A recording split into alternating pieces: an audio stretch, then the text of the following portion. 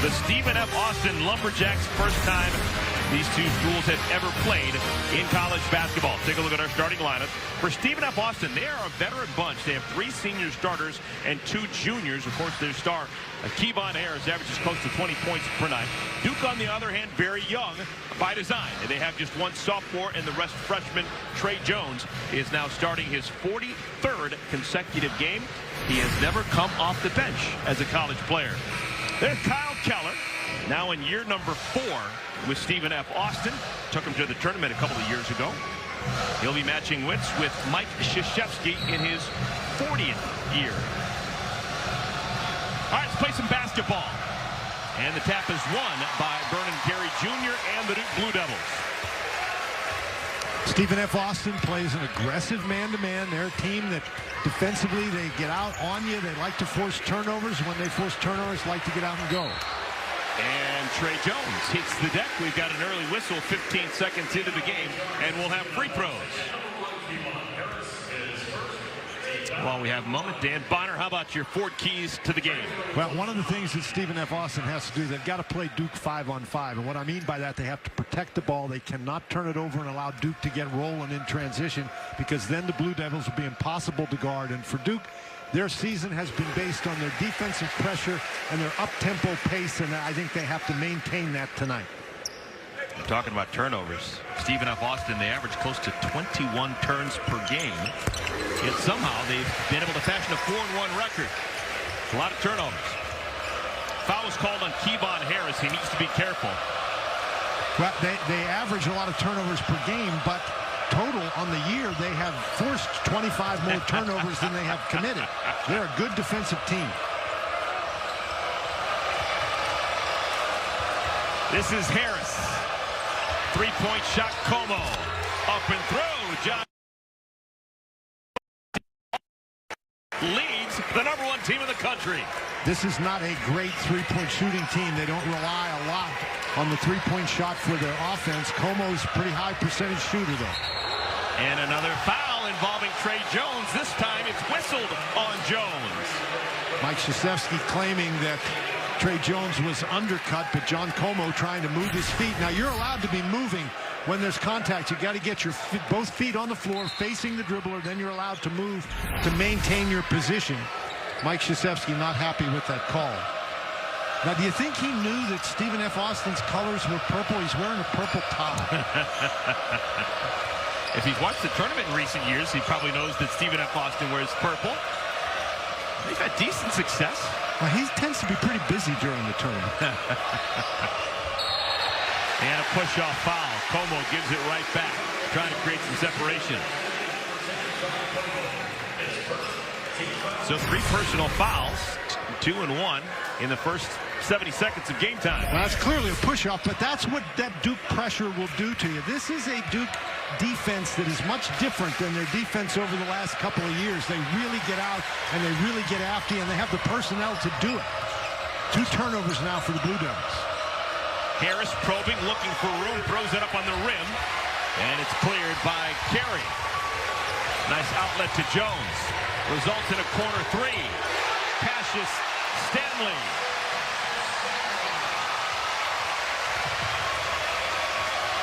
That's what Duke will do to you. Turn it over, you take a bad shot, they'll get it down the court, and they are prepared to shoot quickly, and they can score quickly. There, Wendell Moore picks up the foul. That is a difficult matchup, I think, for Moore trying to contain Kevon Harris.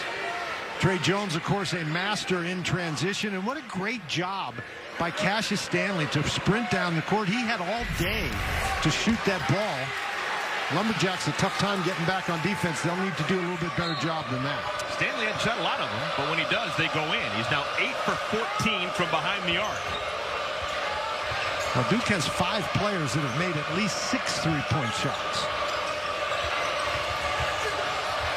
With some power missing inside is Kensmill, and it's going to stay with the Lumberjacks.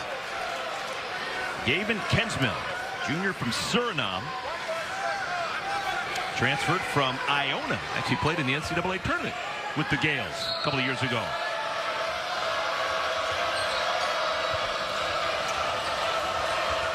Roddy Ware setting up the offense.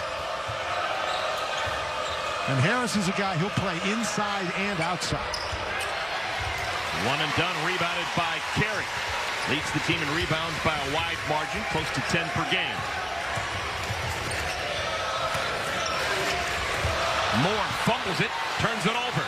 Another turnover for Duke. 3 turnovers in 2.5 minutes.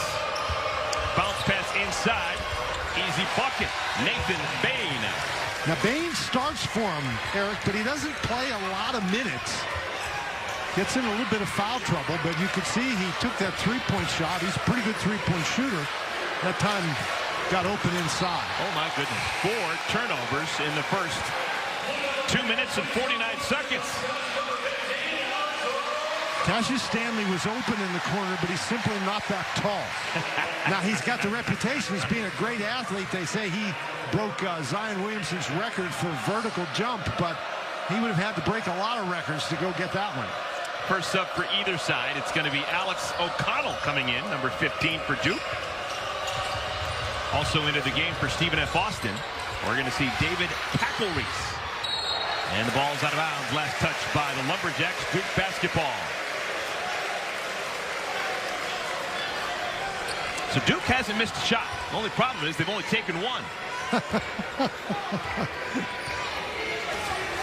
One shot in 3 minutes. 4 turnovers in 3 minutes.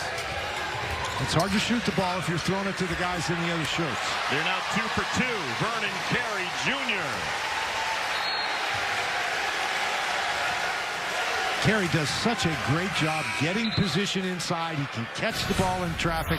That time it was he just screens and rolls to the basket. Stephen F. Austin didn't really defend that very well, but Carey, when he catches it that close to the basket, he's hard to stop. Looks like Stephen F. Austin's going to substitute liberally.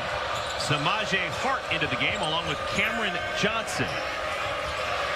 Again, we talked about the pace at which Duke plays. They really get up and down, and they play a lot of guys. You got to try to stay fresh. Here's Hart just checked into the game, puts it up on the rim. Another rebound for Carey. Already 3 rebounds for Vernon Carey. I think against this Duke defense, you have to move the ball. You got to move them around a little bit. You can't take those quick shots. And the active leaping of Cassius Stanley grabs loose ball and gets fouled. Ball's loose, could have been a turnover, but instead the foul is called on Hart. We mentioned the Lumberjacks are a very good man-to-man defensive team, but here early in the game, Duke has done a nice job getting down the court very quickly. Well, look at that jump and getting a quick shot. Wow. Gotta be careful there's nobody underneath you when you jump that high. Stanley up and in, he'll have another. Substitutions again. Duke is going to bring in Kevin DeLaurier, and also into the game is Jack White. Well, there's nothing worse than an early season game where both coaches are substituting liberally.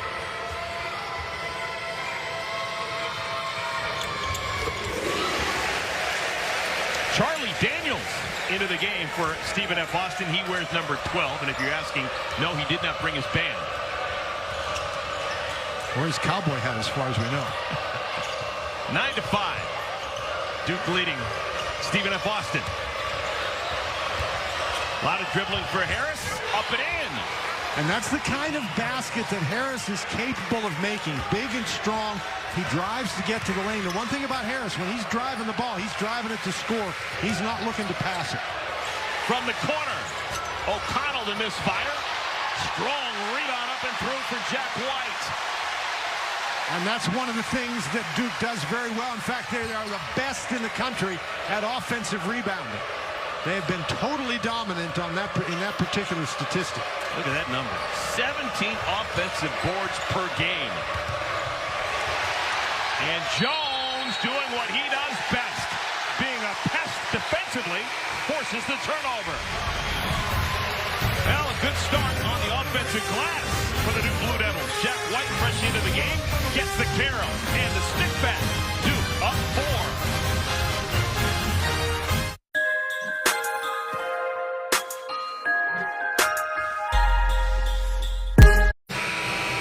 Duke Blue Devils a perfect 6-0. They lead Stephen F. Austin 11-7. Sophomore guard Trey Jones What makes him so good defensively, Dan Bonner? He doesn't. First of all, he's got the skill set. He's got good quickness. He's got good strength. But he just has that intensity. You know, playing defense is a lot about guys wanting to play defense. And he moves his feet very well. He stays in front of you. It's hard to drive around him. And when a guy does that, he can be a pest. One of the things we've seen from the Lumberjacks is a little too much dribbling, Eric. They need to move the ball a little bit more. Relatively easy to guard a dribbler. A little bit harder to guard guys who are cutting and moving. And Jones got into a bit of a kerfluffle there with David Cackle-Reese. Foul called on Cackle-Reese, number 2 on the junior.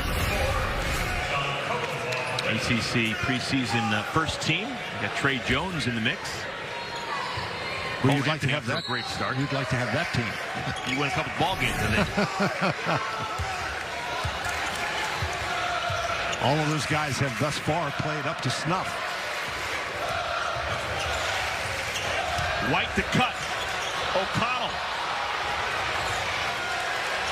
And a turnover. Bad pass by Delorier. Boy, just continued very sloppy on offense for the Blue Devils. Kevon Harris. Not going to miss that in transition. He's off to a good offensive start with 4. Quickly the other way, we'll have a goaltender. Give the basket to Cassius Stanley. Well, I'm telling you, the Lumberjacks, even if they score, they can't afford to take a victory lap because Duke is going right down to the other end. Clearly on the backboard when Hart got it. Well, you're in trouble because you're not going to catch Cassius Stanley. Wendell Moore back into the game and a steal of the inbound. Score it, Wendell Moore. Chance for a three-point play.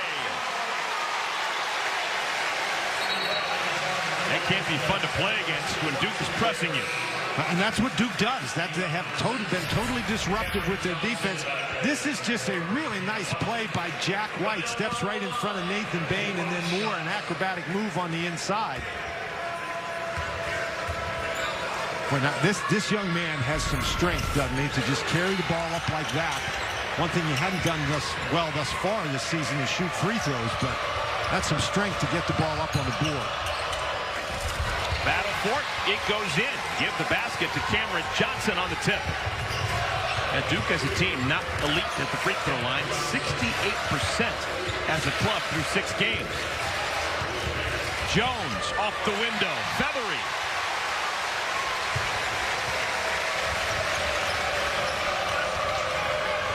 Boy, Duke has been unstoppable on the offensive end when they haven't turned it over.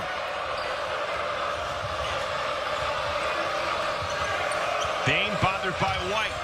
Johnson. Snuffed. Delorier got it. Moore ahead of the pack. And a wonderful save.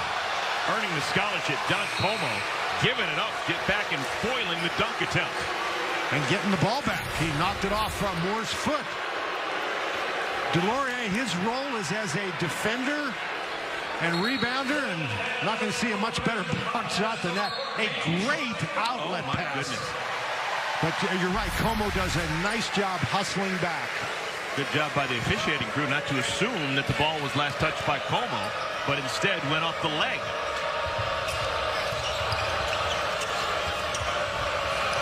Again, pressure in the backcourt leads to a deflection. Lumberjacks keep it.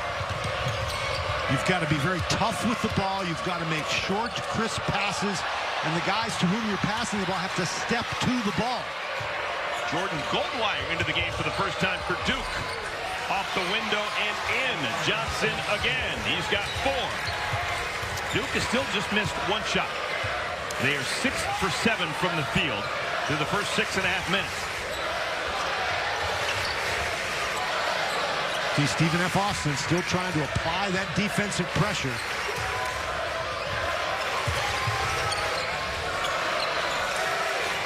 Shot clock down to 6. First time we've mentioned shot clock here in the first half. Moore. What a pass. A beauty. Goldwire. Key to that whole sequence is that Moore at 6'6", about 220 pounds, is able to put the ball down and get around his defender, force the defense to come to him. Carey, the block shot. Took it away from Kensmill.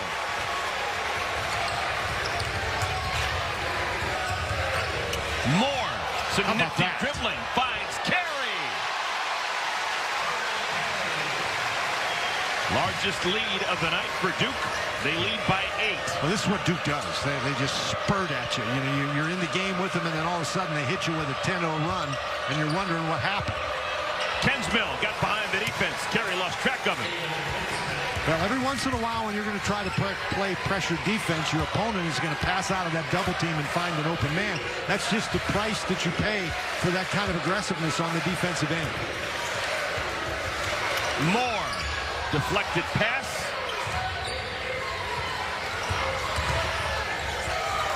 Jones, Carey. Soft left-handed touch. Well, he is so smooth. He's a guy that in high school didn't play a lot with his back to the basket, but he's played very well with his back to the basket here at Duke. And, of course, he's maintained all those skills that he possesses facing the basket. Just showed you right there. Listed at 270 pounds, but looks really good at 270. Here comes Jones the other way. Duke's lead is 8. High water mark.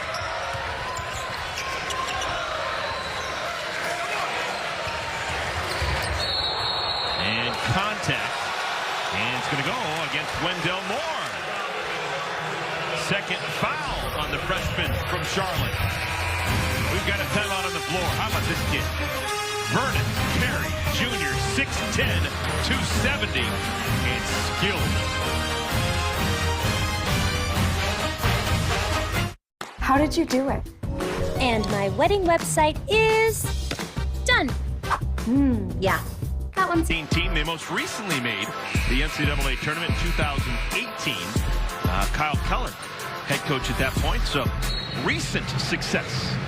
Well, they had a tough year last year, but this is, and so they weren't an NCAA tournament team last year, but this is an NCAA tournament program. These are guys that, you know, we saw those conference championships. 6 of them have been Southland Conference championships. And the Southland is, you know, that's a league where there's 13 teams in the Southland and only 8 make their conference tournament. So the first hurdle for these guys is to get to the conference tournament. And then, of course, the Southland is a conference that's not going to get multiple bids, so you're going to have to go and win that conference tournament. And they've had some pretty good success doing that in recent years. Stephen F. Austin, as a university, has produced an NFL MVP. Dan Bonner, you should know this. Not too far away from where you live. The Washington Redskins marked Mosley, place kicker, NFL MVP. That's Stephen F. Austin. That's going back in the Wayback Machine. Harris has now got 6 of the 17 points for the Lumberjacks. He's been as advertised. So has Trey Jones. You know, Trey Jones, people criticize the fact that he's not a high percentage three-point shooter, but he gets in that mid-range and that pull-up jumper. He is very, very dangerous. Duke is now 10 of 12 shooting the basketball. Turnover picked up by Stanley. That's 4 turnovers for the Lumberjacks. Carey was being held by Kensmill. Something special about those left-handed post players, Dan Bonner. Well, now, Vernon Carey Jr. that time, he got post position simply by sprinting down the court. He does a great job in transition of running to the basket and getting really good position. And I'm telling you, when a big guy runs like that and gets that kind of position in transition, it's very, very difficult to defend it. Gets the front end of the 1-and-1. He'll have one more.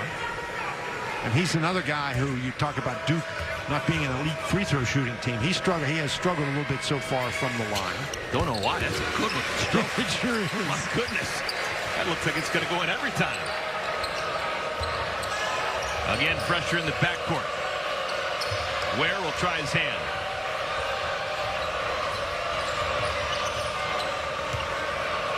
Lumberjacks down 10, almost halfway through our first half.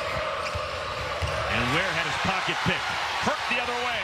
One man to beat, and he beats him.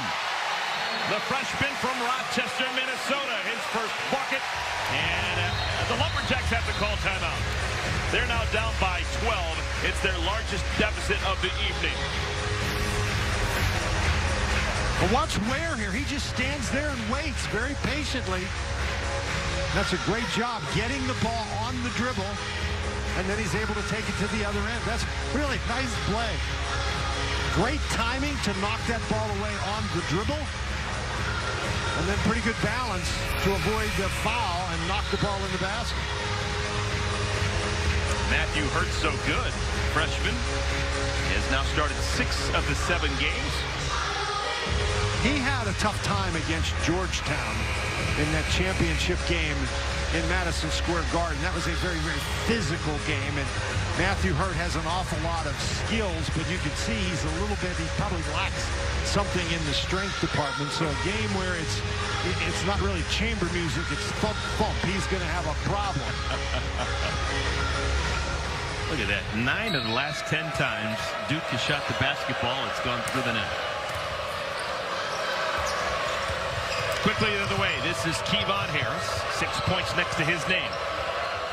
Kensmill takes his time, has it blocked away by Carey. Well, he took his time because Cassius Stanley was there. That gave Carey time to catch up. Great team defense by Duke. Carey. Like a dancing bear with that footwork. And that's absolutely right. He uses that pivot foot so well. Protects the basketball inside. Carey's the first man of double figures. He's got 10. It's an 8-0 run for the Blue Devils. Kensmill is fouled from behind. Well, Vernon Carey, watch him stand there, stand behind the offensive player, and just, again, really good patience on defense, and then really good patience on offense. He gets the ball down low. He's double-teamed. He doesn't panic. He pivots and puts the ball in the basket.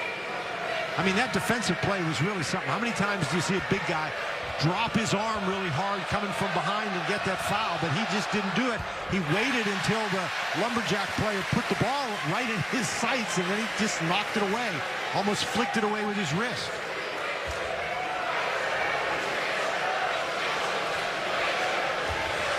Gavin Kensmill. 1 out of 2.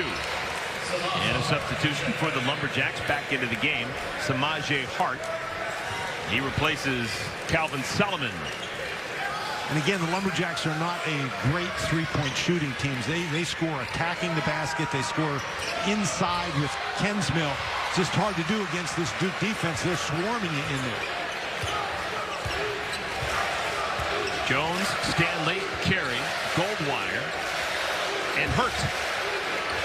This is Matthew Hurt. Maybe that fast break layup got him going. Well, Hart is only 6'7". And so Hurt using that size advantage to his advantage on the interior. That's a nice job for Duke to find that mismatch. Kind of hurts your heart talking about that matchup. Inside. Hart blocked from behind by Goldwire. Stanley. Duke may set the school record for blocked shots tonight. Harris ran into a wall and still scored. Well, Challenge Stanley. He can score in traffic, can he? Sure he can. He's got 8 leading scorer for the Lumberjacks.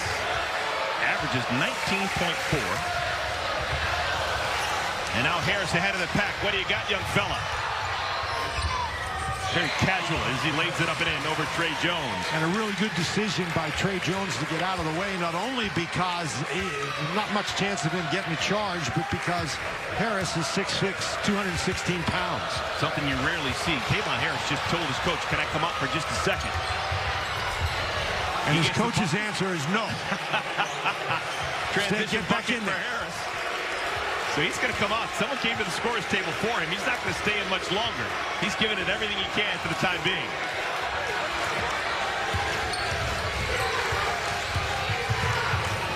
Well, he is really gasping for breath, isn't he? Well, he's on a personal 6-0 run.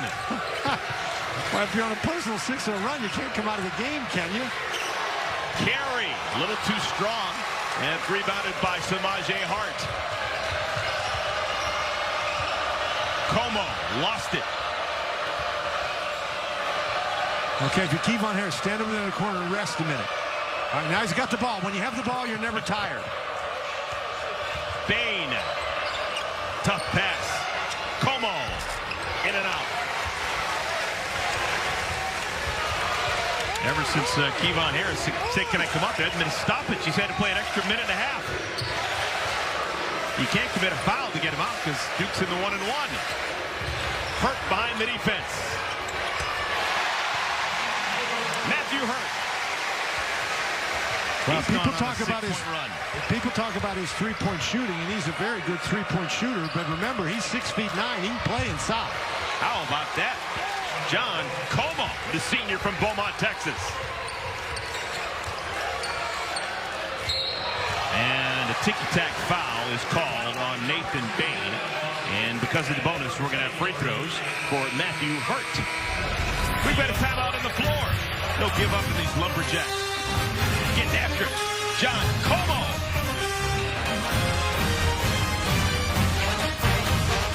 When we were looking for a roommate, he wanted someone super quiet.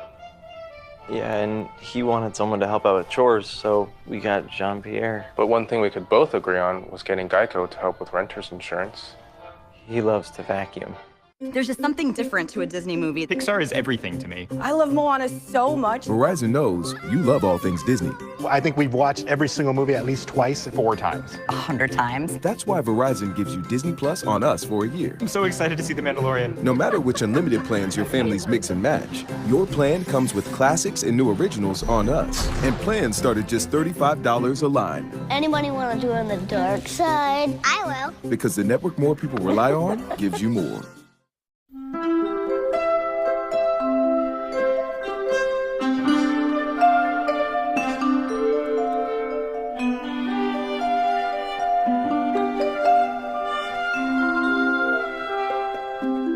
Does Maddie do yoga? Does Jake? Goes to Shane Battier because he's got a ring. He does. We'll talk about influential and what Chris Webber and the Fab Five did. Matthew Hurt, one more. 2 for 2 for the freshman Matthew Hurt, who has figured it out. He now has 8 points, and he didn't get his first point until we were below the 10-minute mark. Well, again, he's one guy who struggled in that game against Georgetown, so I'm sure Blue Devil fans are happy to see him come out and play well. Where will the offense come for the Lumberjacks? Kevon Harris is sitting. Lumberjacks have 12 field goals. Harris has 6 of them. Well, Cameron Johnson is another guy who can attack off the dribble. That's a beautiful attack right there. Are they going to score the goal? Yes. Wow. The way he split that double team and finished was a thing of beauty. Well, and Jack White trying to come over, and he was sort of in between. Is he going to take a charge? Is he going to try to block the shot? And he ended up staying in between, and that's usually a bad idea. Comes over, just can't quite get there. Nice job. How about that shot? I mean, he turned his back to the basket. Coach will tell you, got to keep your eyes on the rim. He turned his back to the basket and flipped it up. Cameron Johnson from Little Rock, Arkansas.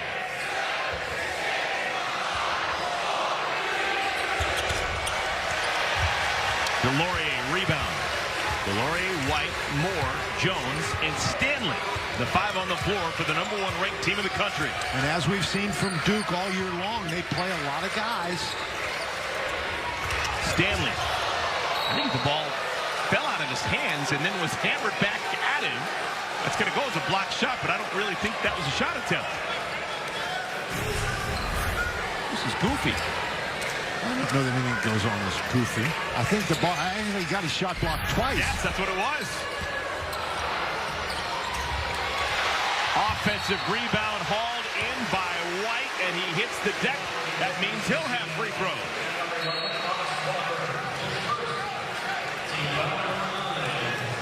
First, a quick word from Advanced Auto Parts. I can sign 12 autographs in 6 seconds. So reminding you to check your battery this fast? Easy. All right, Dan Bonner, considering how good of an offensive rebounding team Duke is, normally you think offensive rebounding, you think backyard brawlers. For the most part, Carey's a big man, but for the most part, this is not a wide team. Why are they so good at offensive rebounding? Well, they're a tremendously athletic team. They've got strength, and they've got guys who just go to the boards.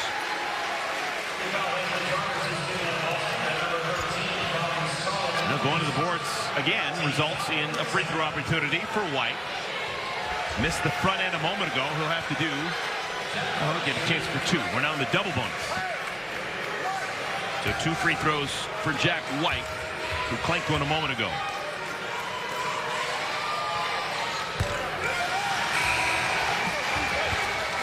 Joey Baker is going to come in for Duke. Stanley sits. Well, Stanley got popped a little bit. Yeah, he did. He may actually have a bloody nose.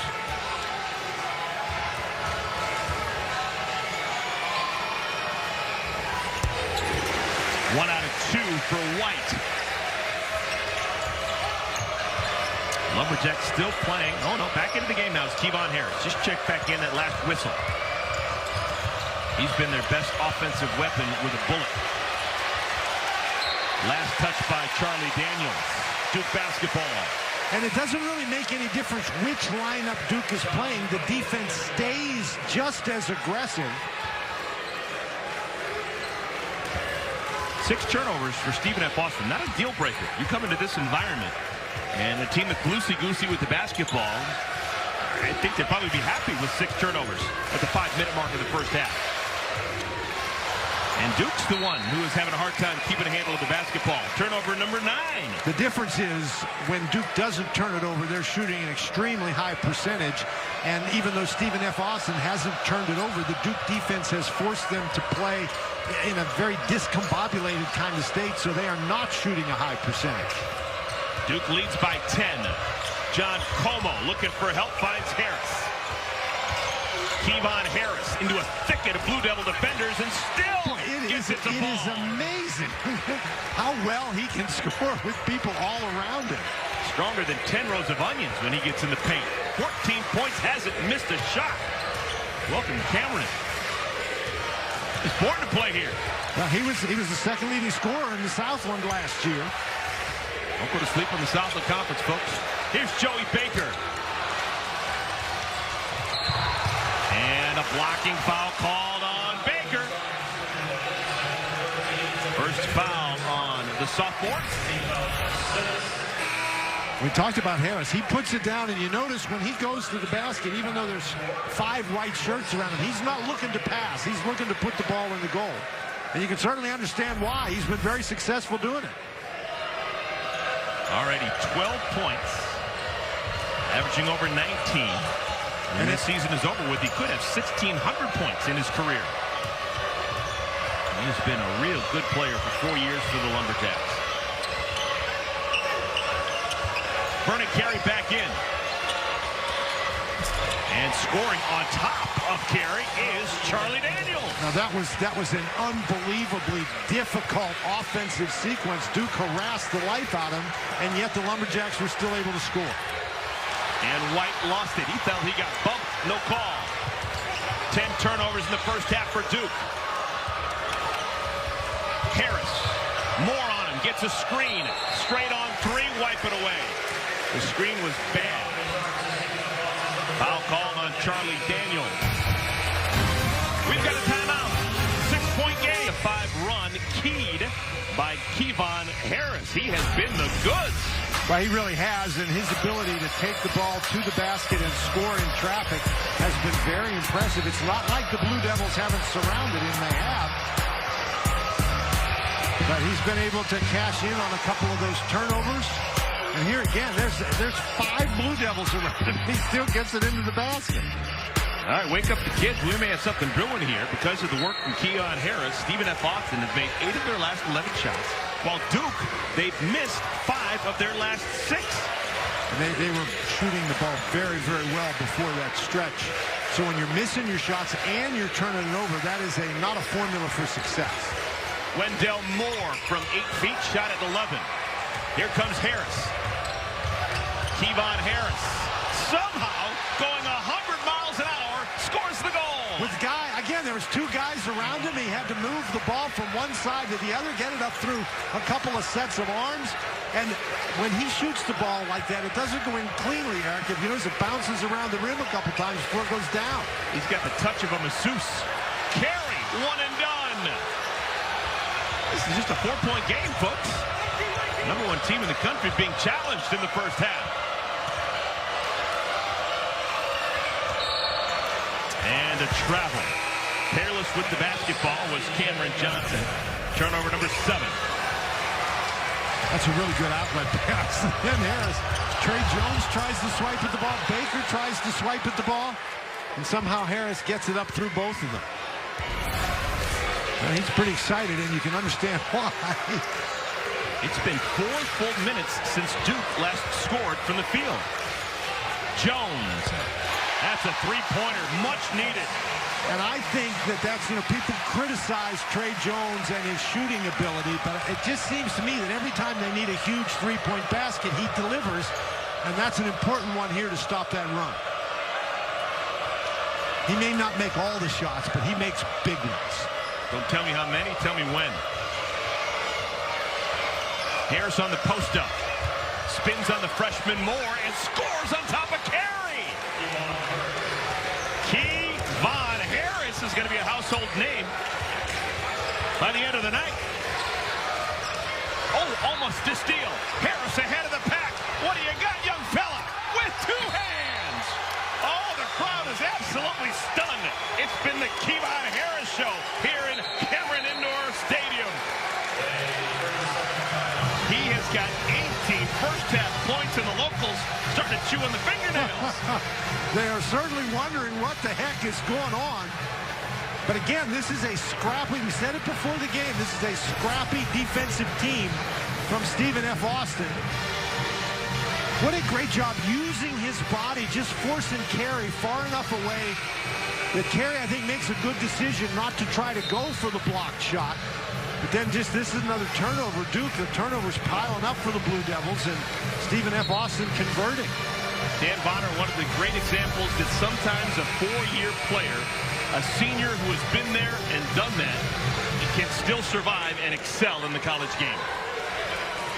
Something to be said for a guy who's going to finish his career with over 1,500 career points. Remember, Duke had a 15-point lead. We've got a foul as Matthew Hurt had his legs taken out. And we'll have 2 free throws for Hurt. Well, Kensmill was trying to get there to take the charge, but what Kensmill did is he didn't stop before Hurt got to him. He went right up, and he made contact with Hurt. And that's why that was called a block. And you've got to get your position before that offensive player leaves the floor. But he actually went right up and made contact with Matthew Hurt. Kensmill will leave, replaced by Charlie Daniels.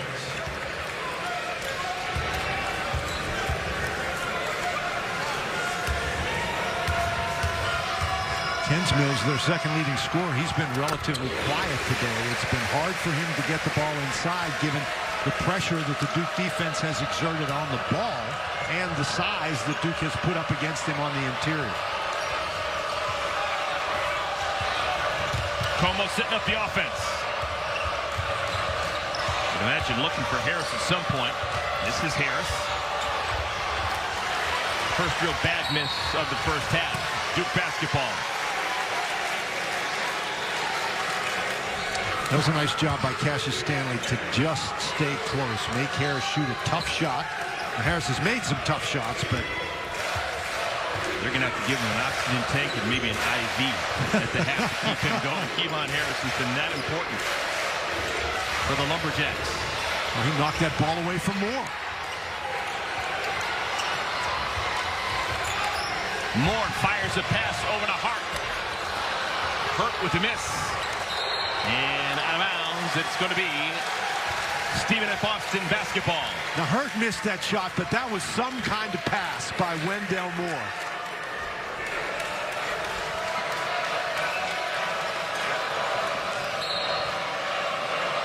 Hurt challenging the inbound pass from Hart.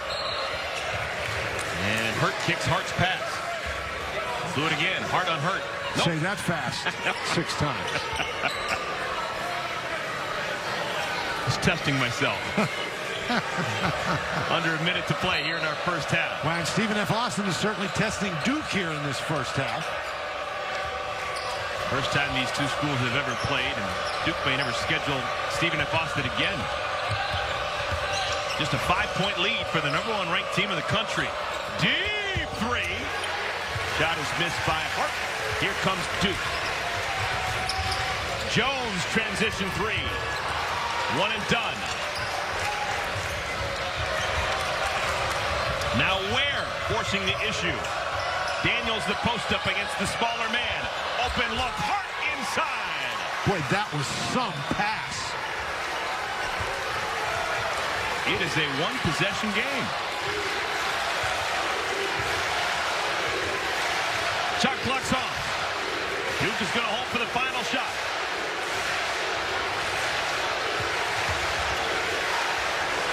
Jones.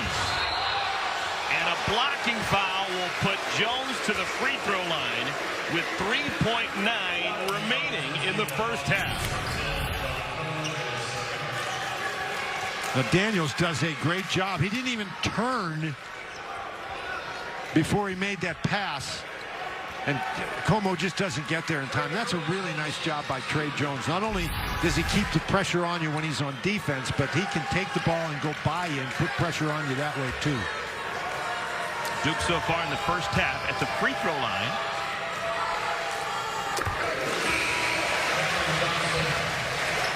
Jones hits the first. He'll have another 10 points. Duke is 11 for 14 at the free throw line. Told you earlier they average 68% as a team free throwing.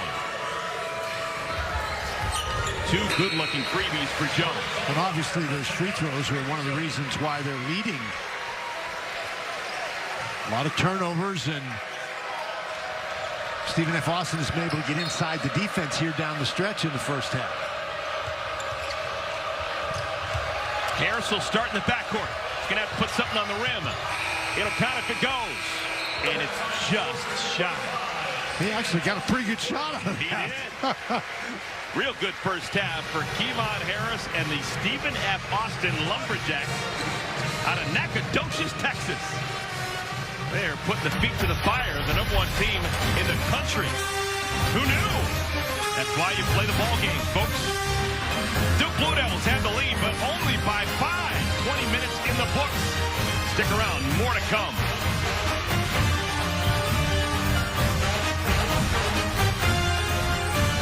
There's just something different to a Disney movie. Pixar is everything to me. I love Moana so much. Verizon knows you love all things Disney.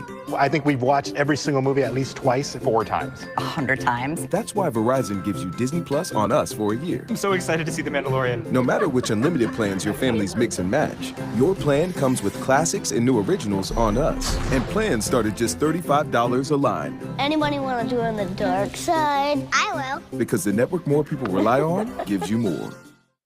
Does Maddie do yoga? Does Jake lift weights? Do you read his texts? Should I be worried about his body odor? There are lots of questions out there. What to feed your kids should never be one of them. Farm Rich, it's real life good.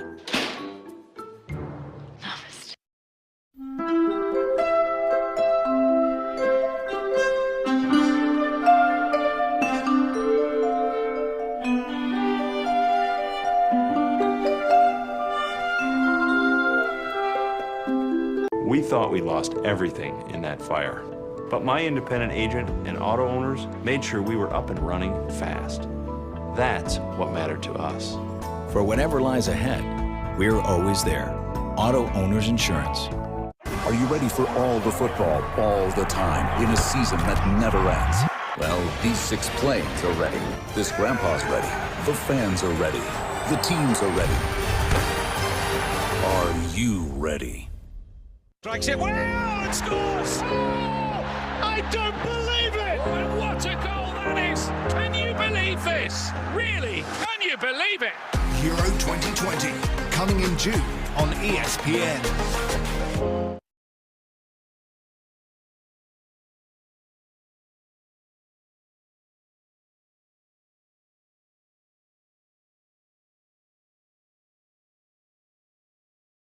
You want that new car feeling to last forever. But sometimes, Forever doesn't last very long, but it's okay. Mother's VLR safely removes stubborn soils and stains to keep your car looking new for a long, long time. Everyone, we're inside historic Cameron Indoor Stadium, Durham, North Carolina, where a lot of people are starting to wonder what's happening here. The #1 team in the country, the Duke Blue Devils, they have a lead over Stephen F. Austin, but only by 5 here at intermission. When we come back, we will have an interview and talk about that great career. It'll be a driven feature with Coach Mike Krzyzewski. That's next. Don't go anywhere.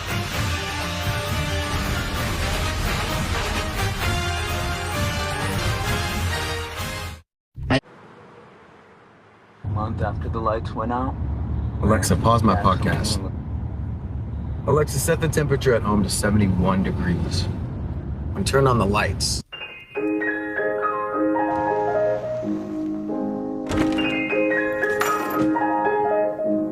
Alexa, call Mike. Thanks, hon. Have fun at work.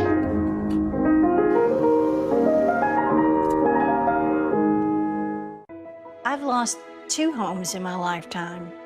Both times, my independent agent and auto owners took care of me like someone takes care of family. For whatever lies ahead, we're always there. Auto Owners Insurance. Does Maddie do yoga? Does Jake lift weights? Do you read his texts? Should I be worried about his body odor? There are lots of questions out there. What to feed your kids should never be one of them. Farm Rich, it's real life good. Are you ready for an all-new NFL Primetime exclusively on ESPN+? All the highlights, every week on any device. Commercial-free. NFL Primetime is back, Sunday through Wednesday, only on ESPN+. Introducing a new podcast, ESPN Daily. When you want to go beyond your feed, when you want to get inside the score, when you want to get behind the highlight, there's ESPN Daily. Go deeper into the stories of the moment. Get the exclusive access and insider perspective that only ESPN can give you. ESPN Daily, hosted by me, Mina Kimes. Listen wherever you get your podcasts. Are you ready for all the football, all the time, in a season that never ends? Well, these 6 planes are ready. This grandpa's ready. The fans are ready. The teams are ready. Are you ready? That is your halftime score. The Duke Blue Devils, #1 team in the country, with just a 5-point lead over the Stephen F. Austin Lumberjacks. 45-40 is our score. Throughout the season, we'll be bringing you profiles of some of our outstanding ACC head coaches. And today, we continue our tour with our conversation with Duke head coach Mike Krzyzewski. This is Driven, Mike Krzyzewski. Presented by your local Toyota dealers. When you look back over this amazing career, like what was the moment where you said, basketball has to be in my future, be it as a player, as a coach, whatever it is, I want to be associated with this game? When I knew I wanted to be a coach, I was 16. And because of the guy who coached me, and also I wanted to be a teacher and coach. And I thought being a high school coach and teacher would be the most unbelievable thing that I could do. And I wanted to have that impact on people during my life. And I'm living what I've wanted to do. And I'm living it at a level that I never really imagined could have happened. And I've been a very lucky guy. Do you allow yourself some time to reflect back on the accomplishments, or must you be in the moment playing in a league like this? You know, I try not to look to the past, because if you do that, you don't give as much room for the present. And I also try not to look into the future, but try to be immersed in the moment that you're in. But you draw on the experiences that you've had in the past, obviously. You learn so much from them. Are there times where you turn around and say, that situation, I've never seen that before? Does something new always kind of come up in the course of coaching, even though you've pretty much seen everything? Yeah, you know, you haven't seen every person. And I think the thing that is constant, the constant change are people. I have to adapt in how I connect with them. You don't adapt what you connect with. You still teach the values of work, teamwork, loyalty, trust, and all those things. To me, that's the thing that's most interesting, are people, not X's and O's. Driven, Mike Krzyzewski, is presented by your local Toyota dealers. The all-new 2019 RAV4. Visit your local Toyota dealers or Toyota.com today. Toyota, let's go places. Verizon Up gave us tickets to the Super Bowl. We were able to meet Shawn Mendes. Verizon got me into the NFL Combine. They don't even sell tickets to this thing. Verizon knows you love live music and sports. We got to be this far away from the stage. That's why we give you access to more jaw-dropping experiences, including NFL games and events. I've never had a VIP experience before like that. Probably the best moment of my life. Switch now and you'll get access to thousands of tickets on us, plus one of our best phones when you buy another, because the network more people rely on gives you more. Does Maddie do yoga? Does Jake lift weights? Do you read his texts? Should I be worried about his body odor? There are lots of questions out there. What to feed your kids should never be one of them. Farm Rich, it's real life good. We thought we lost everything in that fire. But my independent agent and auto owners made sure we were up and running fast. That's what mattered to us. For whatever lies ahead, we're always there. Auto Owners Insurance. Coach Saban, we have health insurance. Did health insurance pay for everything?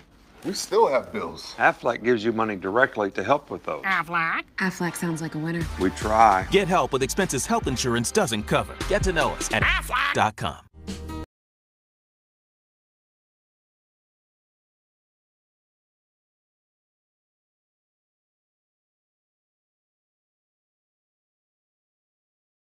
The Surface is a tool that helps me realize beautiful ideas.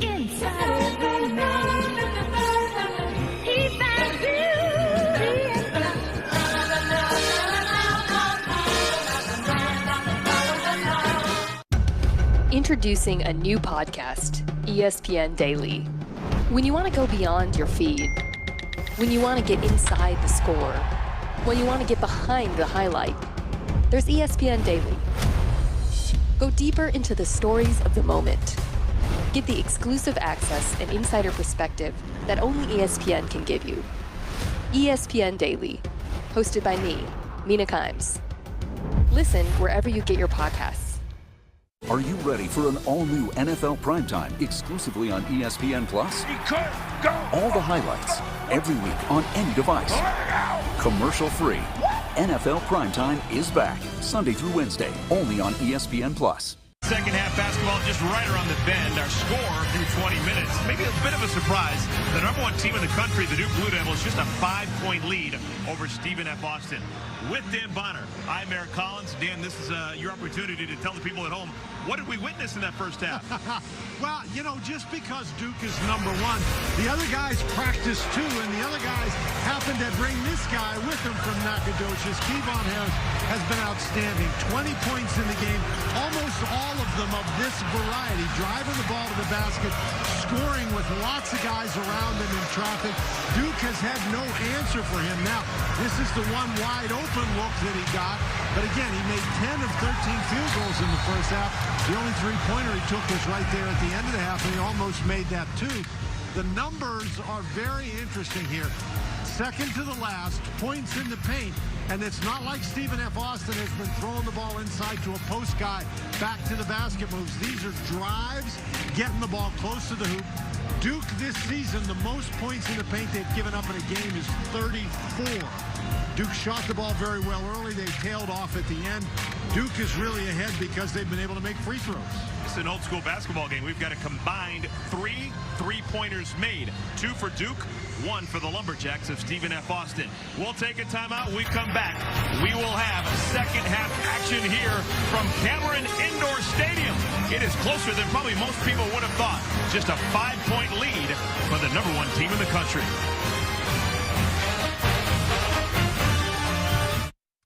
Behold. Which one's for the TV?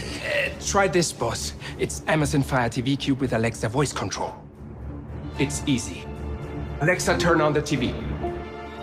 Fantastic. Alexa, play the marvelous Mrs. Maisel. When can you get a decent meal around here? Whoopsie.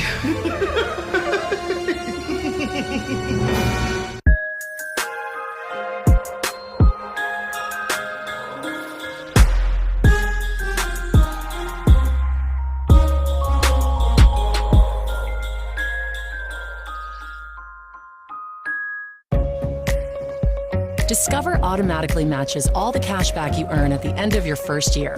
Dollar for dollar. Millions of people a year get their cash back matched. What are you waiting for? Unlimited cash back match, only from Discover. You name it.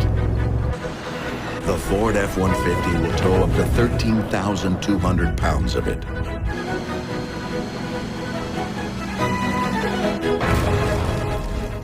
You don't think it'll happen to you, and you surely don't think it'll happen twice. I've lost 2 homes in my lifetime. First, it was a fire. My agent was right there and helped me rebuild. Then the tornado hit and destroyed everything, again. Both times, my independent agent and auto owners took care of me like someone takes care of family. For whatever lies ahead, we're always there. Auto Owners Insurance. The internet can be wild sometimes. I get terrible stuff on social media, in my DMs. But the good news is that we can do something about it. Right now, a movement of young people are stepping up to shred hate and choose kindness. Help us flag and report hate accounts on Instagram and elsewhere. Sign up to shred hate, choose kindness with DoSomething.org, ESPN, MLB, and No Bully. Text SHRED to 38383. DoSomething.org. Let's do this.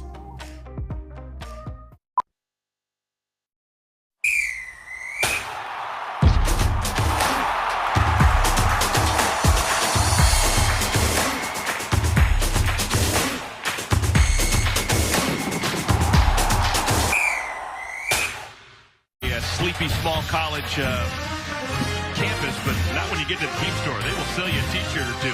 My goodness, that's like the Taj Mahal of Duke swag. Get ready for our second half to begin. It is the Duke Blue Devils and the Stephen F. Austin Lumberjacks in a good one. 5-point game with Dan Bonner. I'm Eric Collins as we take a look at our leading scorers for both sides. Well, obviously, for the Duke Blue Devils, they've got to figure out a way to contain Kevon Harris. I think that's one of their priorities. The other priority is they cannot be so sloppy with the basketball. They had 11 turnovers in the first half. No, as it is every single year in this age of one and done, a very young team for Mike Krzyzewski, so I guess you could say that first half was a teaching moment. Well, just because they're the #1 team in the country doesn't mean they're going to come in and they're just going to murder everybody. I mean, the other, Stephen F. Austin, they come in here 4-1. They are a very gritty team. We talked about their ability to play defense, and when they're able to get Kevon Harris going, they're pretty tough. So this is not a bad basketball team. This is a game where Duke has to play well if they're going to have the kind of success they want, and they did not play well, particularly on the offensive end in the first half with all the turnovers. Stephen F. Austin, 14 and 16 last year, and they turn it over to begin our second half. And that's the way the game started. You're right. Trey Jones got a steal and got fouled. And maybe issues for Stephen F. Austin as one of their senior leaders, John Como, not only the turnover, but then the foul, which is his third. Well, that's just Trey Jones, again, his reputation is a great on-ball defender, and you can see why he's got that reputation right there. He's just got right up into John Como and took the ball from him. Well, again, you've got to be tougher with the ball than that. You cannot come in here or go to any court, any road game, and expect the referees to bail you out with a whistle. You have to hang on to the ball. Jones misses an opportunity. Como stays in the game, playing with 3 fouls. Hounded by Jones. Inside, Kensmill. 1-possession game. And that's just a breakdown defensively for the Duke Blue Devils. But a nice job by Stephen F. Austin. They ran a couple of guys off screens. That's something we didn't see early in the game. A lot of one-on-one dribbling by Stephen F. Austin. Stanley. Tough shot. Rebounded by Nathan Bain. When you only make one pass and shoot, it's hard to get in good position for offensive rebounding. And we mentioned Duke leads the country in offensive rebounding, only 4 offensive rebounds in the first half. Duke coming off wins over the weekend against Georgetown out of the Big East, against Cal out of the Pac-12. Bain. And maybe the moment got to him. That would have tied the ball game.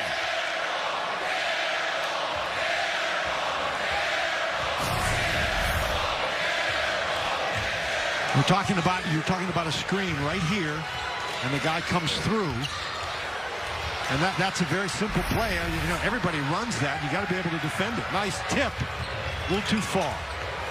First on the deck, Hurt gets it over to Stanley. Moore, and Moore is whacked on the wrist, and the freshman from Charlotte will shoot free throws. Well, second foul on Bain. A little bit sloppy here early in the second half. And if you're Duke, you keep the pressure on. You keep the pressure on. This is the way you want to play. You try to wear them down. And one of the ways you do that, if you're going to get your opportunities from the free throw line, you have to convert.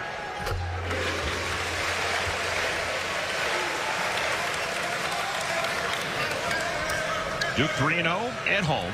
3-0 on neutral floors. Right, all the neutral floors have been met since square one. I love it when you're accurate. 4 points for the freshman Moore.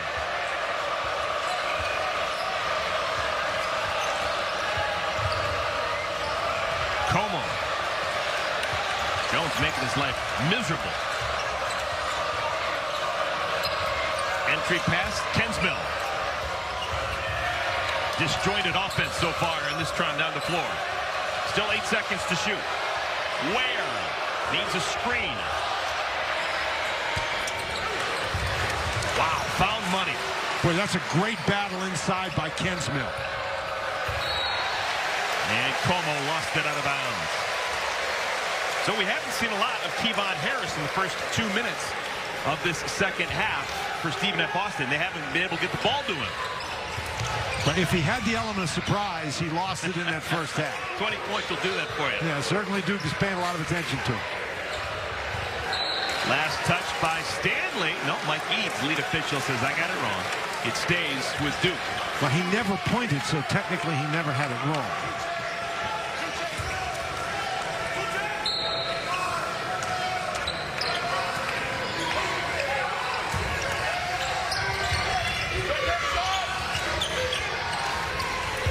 Stephen F. Austin in the man-to-man. Last touched by the Lumberjacks. 9 seconds to shoot for Duke.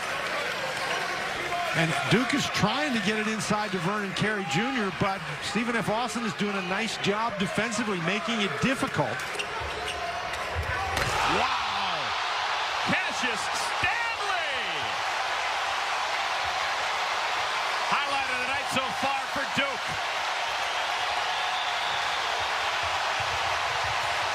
Como trips and falls, and we've got a tie-up. Possession arrow favors the locals.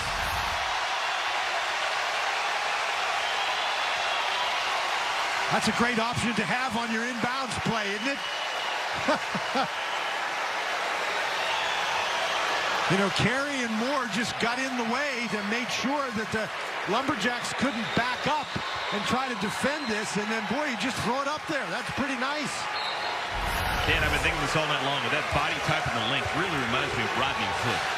Ah, okay, all right. Stanley, Rodney Hood, both 6'6", and arms that extend for days. Moore finds Stanley! And Harris able to throw it off the foot of Matthew Hurt. They called a foul on Hurt. For Hurt, that's his first personal foul. When Kevon Harris appears to have injured himself a little bit. He's limping up the court. Now he may just be cramping up. He's grabbing his calves. We saw that in the first half. That was a story. He needed to come out of the game in the worst way, even when he was on a hot streak. Como. That was tipped, I thought, by Carey. It's going to stay with Stephen F. Austin. And yeah, Kyle Keller thought that was goaltend. Well, he did. He thought that Carey hit it while the ball was in the cylinder. Hurt got called for the foul right there, and Harris goes down out of bounds, and you can see he's going to grab his leg. We get a timeout on the floor. 7-point game. Duke leads Stephen F. Austin. Wild turkey in comp. Just a moment ago, and what did Vernon Carey just do? Well, this is what Kyle Keller's upset about. He thought this was a goaltend, but Carey blocks it there. He hits it once, and then he hits it again. And so, you know, that ball is, it's not in the cylinder. It's That's above incredible. the rim, but he hit it twice. And he blocked it with his right hand and blocked it with his left hand. That's unbelievable. And you get 2 blocked shots on the same play? That's a great call, too, by the officials. So they saw it on first blush. All right, still stays with Stephen F. Austin. Lumberjacks down by 7. They do not have their leading scorer, Harris, on the floor right now. Where's the offense going to come from? Maybe from Gavin Kinsmill. Well, Kinsmill is a big guy. He can score inside. Pretty good back to the basket player, but we haven't seen that very much today because Duke has cut it off. Cameron Johnson into the game, replacing Harris, who looks like he wants to come in, but just not able to. Moore got bumped from behind by Nathan Bain. Third foul on Bain. Oh, this is just torturous watching Kevon Harris. Something is obviously not exactly right with him. We can't tell from up here, but the way he's reacting, it really looks like he's got cramps. And he's going to try. He'll check back in. Bain leaves with 3 fouls. Roddy Ware leaves as well. Into the game, Samaje Hart, along with Kevon Harris. Duke is still playing with the 5 that they began this half with. 4 freshmen and a sophomore. Well, the Duke bench, there are a lot of guys played, but not very many guys played a lot of minutes in that first half. So the bench was used in the first half, but not for a long time. Harris's shot is short. Duke with the basketball and a 7-point lead.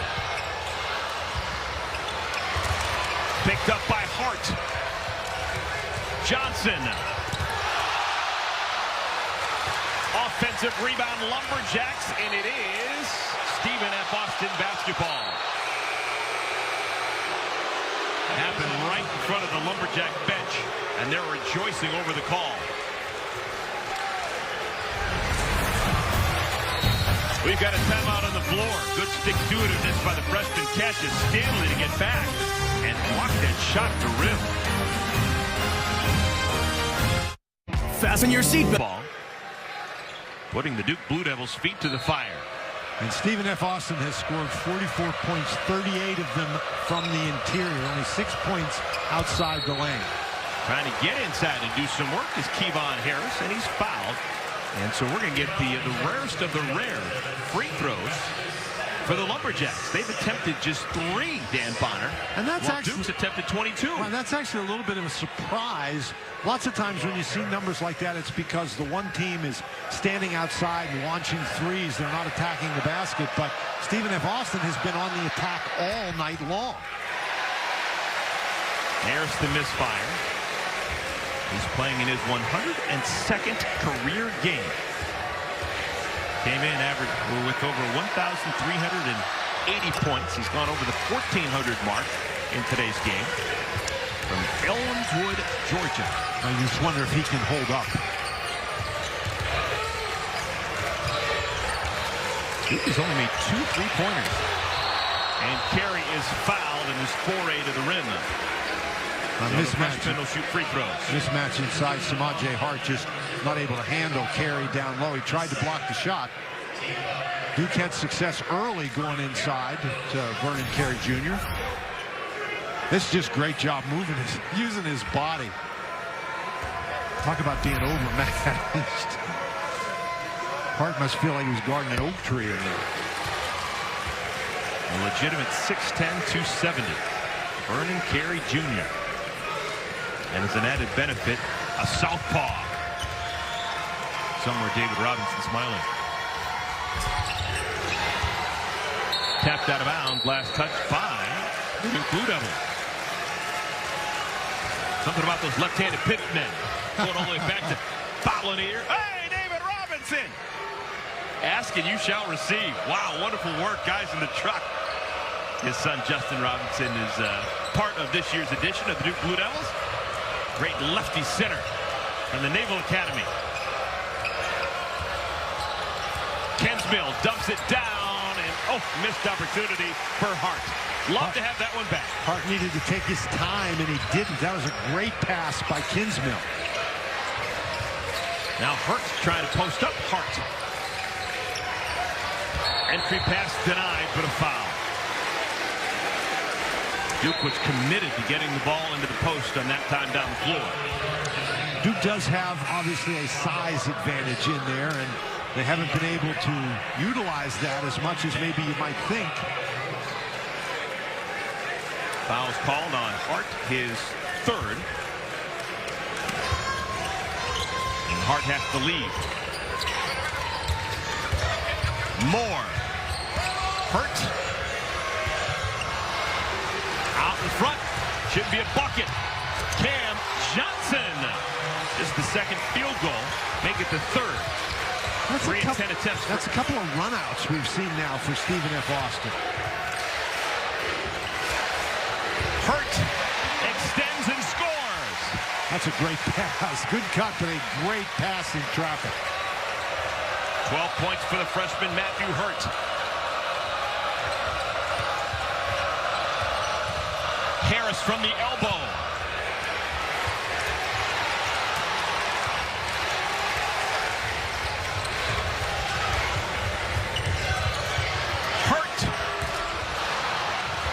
And another again, run out.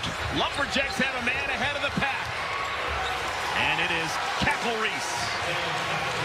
David Cackle-Reese rings the bell. And it's a 4-point game once again. Lumberjacks, they may be in this for the long haul. Well, the longer they stay in the game, the more confident they get and the more worrisome this becomes for the Blue Devils.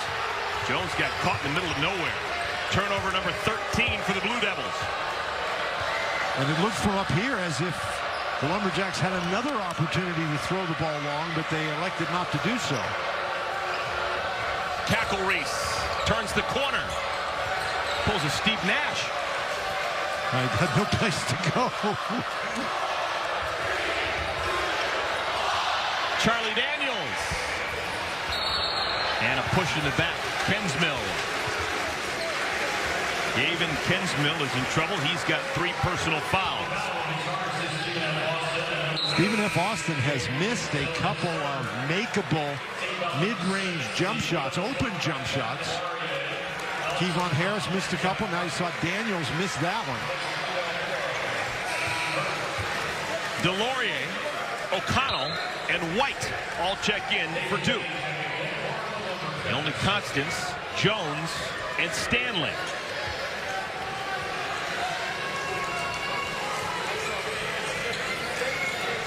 13-16 remaining in our second half.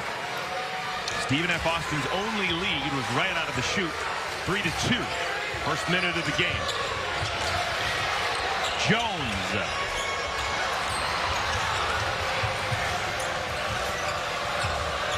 Lumberjacks have not been intimidated. No, they have not. They've done a nice job on the defensive end. Harris has just 1 point here in the second half after 20 in the first half. Johnson walled off and a foul call. It's on Delorier. Kevon Harris got his points in the first half by attacking and going to the basket. In this half, Duke has cut that off, forced him into shooting jump shots. And that's just Delorier. I'm not even sure he realized that Cameron Johnson was there.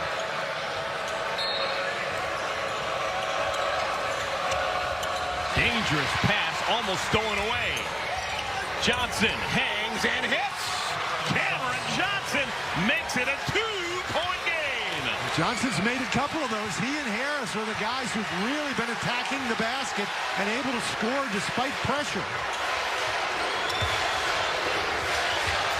O'Connell off the window. Junior from Georgia, first bucket.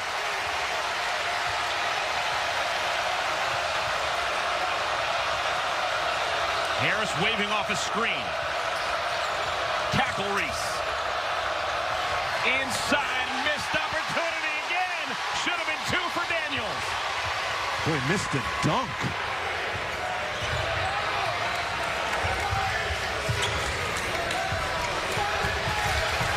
And this is the time when don't get the 2, and then this is the time when Duke hits a 3. Trey Jones. O'Connell lost it. Numbers for the Lumberjacks. 3-on-2. Bain runs it down in the corner. Harris slides inside. And a foul going for the rebound. It's called on Duke. How about this? It's going to be Stephen F. Austin basketball. Stephen F. Austin, the Lumberjacks from Nacogdoches, Texas, against the #1 team in the country, only down by 4. So I think if somebody's going to step up, I think the most likely candidates are Vernon Carey Jr. and Trey Jones. And it's going to be hard for Trey Jones to step up because he's bleeding at the moment. I wonder if they just noticed it right now. They have a couple of moments to get that fixed up during the timeout. All right, he's going to stay in. It is Lumberjack basketball. About 20 seconds to shoot it. Now, you can't play if you're bleeding, so trainer has to get the blood stopped before Jones can get back in the game. And obviously that happened. The referees are standing right there. Loose on the floor, picked up by Delorier. And a foul in the reach-in variety called against Charlie Daniels. I'll tell you, the Lumberjacks are kicking themselves right now. They've had shots at the rim in the last couple of minutes. They've had a missed dunk, and then Kevon Harris, he made all of those in the first half. Now, that wasn't an easy shot, but his shots in the first half weren't easy ones either. All right, let's see what these Blue Devils can do at the free throw line. They've made it to the bonus with 11:18 remaining in the game. Delorier will have a 1-and-1. Basically a 50-50 proposition at the line. 11 for 19 coming into this game. The Blue Devils have not been as effective from the line in the second half as they were in the first. Never made it to the rim, but an offensive rebound. Stanley, and now he will go to the line.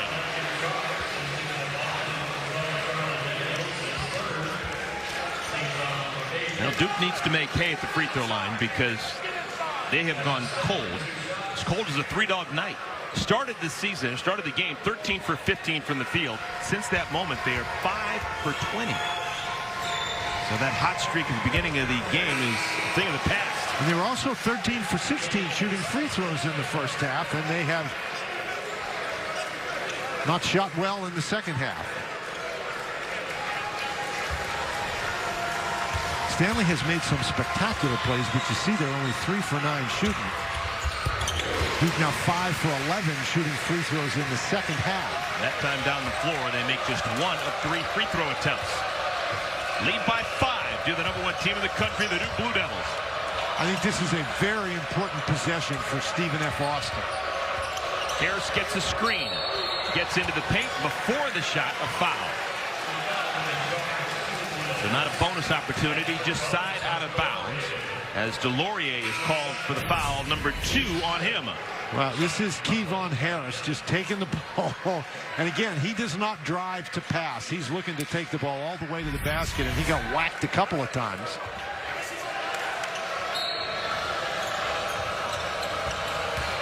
Bain got fouled. That hit on the wrist. So Nathan Bain, senior from the Bahamas, will have free throws. Foul number 2 on Jack White. And Stephen F. Austin continues to get opportunities close to the basket. He missed a couple of easy ones. Now that was a foul.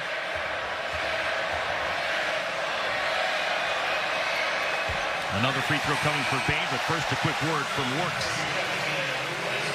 The Works Tri-Vac 3-in-1 Easy Switch from blow to vac is a game changer and a time saver. Your yard work champion.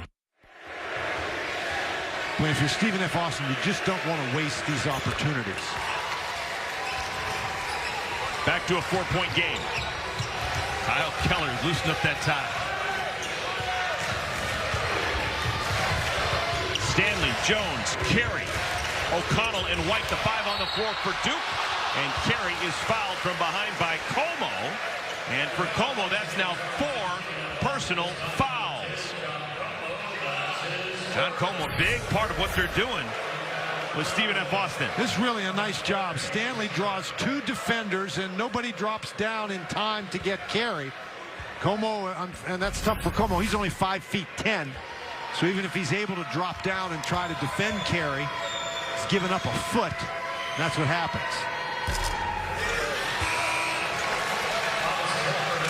So with the 4 fouls, Como has to leave. He's replaced by a sophomore from Baton Rouge, Louisiana, Otis Walker. Doesn't get a lot of playing time. He's only played in 3 of the first 5 games for the Lumberjacks. He wears number 11. And this is a big situation for Walker.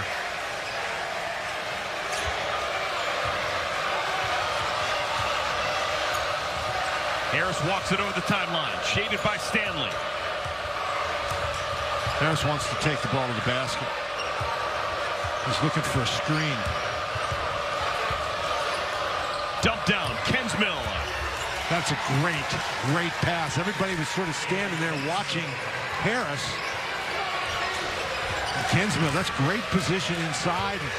Perfect pass. Jones left alone. Wrong man. He makes them when they count. 14 points for Trey Jones.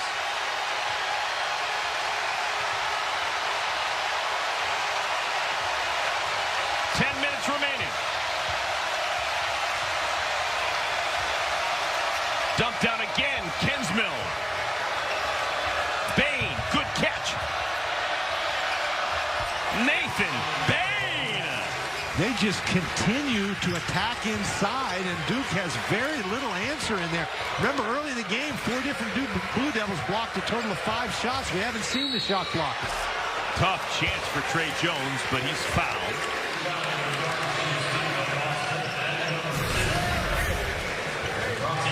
Real good pass inside by Kinsmill, and a great catch in there, and O'Connell steps away.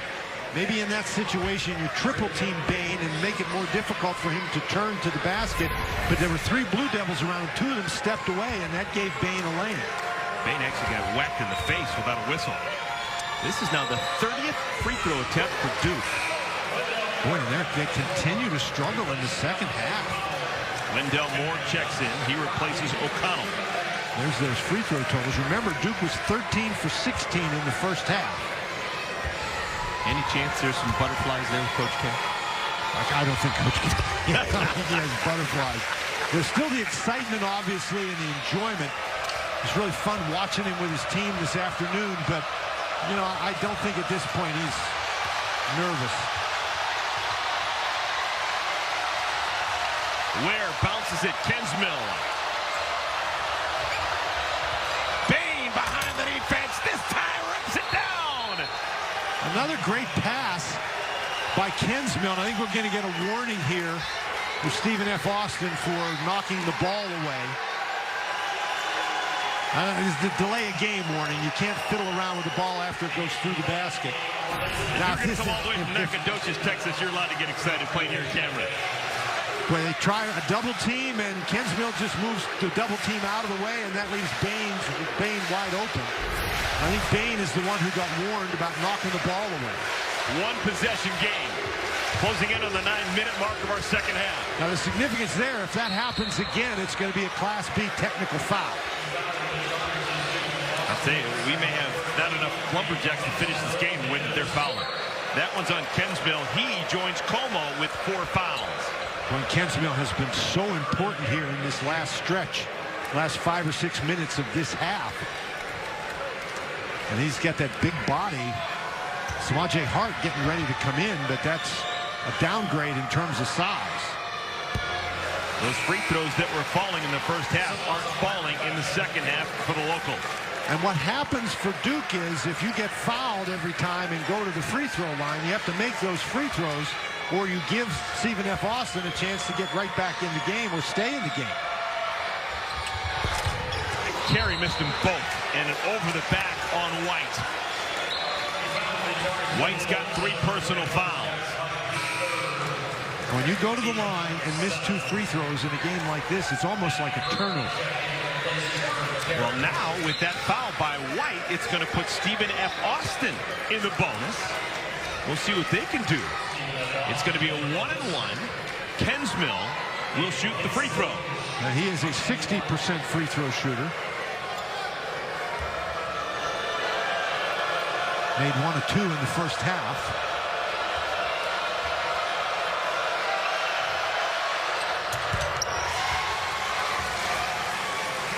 Two-point lead for Duke. 2-point lead. That's amazing. Duke has gone cold from the field. They've gone cold from the free throw line.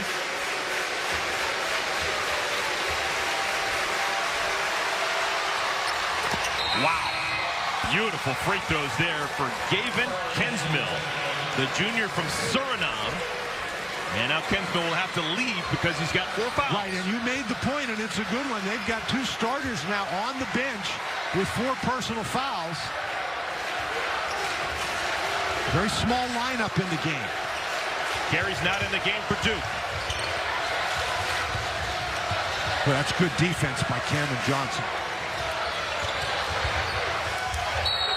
And Moore is fouled. So another freshman will go to the free throw line and try and make important free throws. That foul on Charlie Daniels means that he now has 4 personal fouls. You're right. They're going to run out of guys. You have any eligibility left, Dan Bonner? Well, that would really help Duke. Double bonus, 2 free throws. Wendell Moore. First one looks terrific.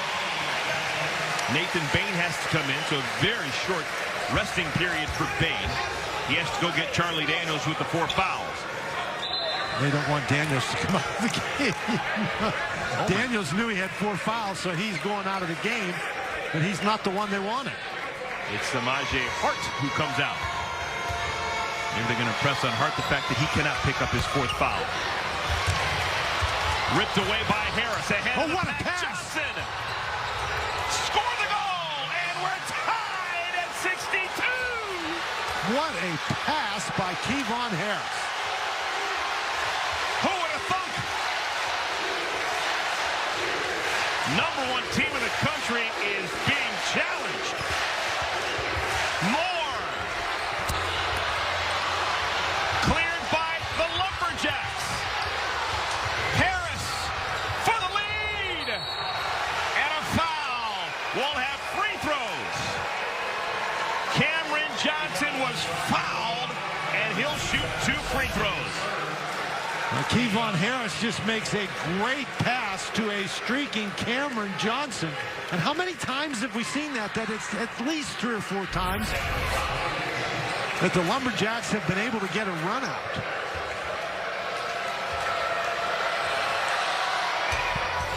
Holy Sam Houston. Stephen F. Austin has the lead.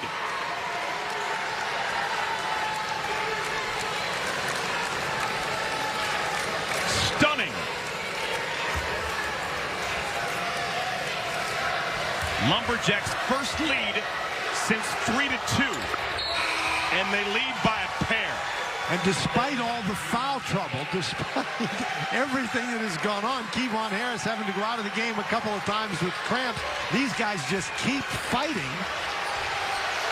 Duke last lost to a non-conference team here at Cameron in 2000. That was St. John's. Stanley up and through. Nathan Bain got popped. And we're going to have to slow this down. Nathan Bain got hit in the face, and he is down and in pain. Really helps when you have some guy who can give the ball and he just jumps up over everybody, isn't it?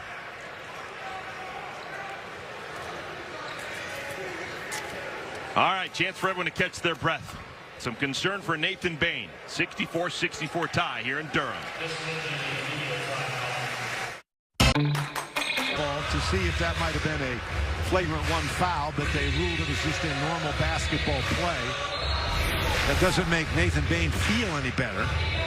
They're still trying to clean up the court.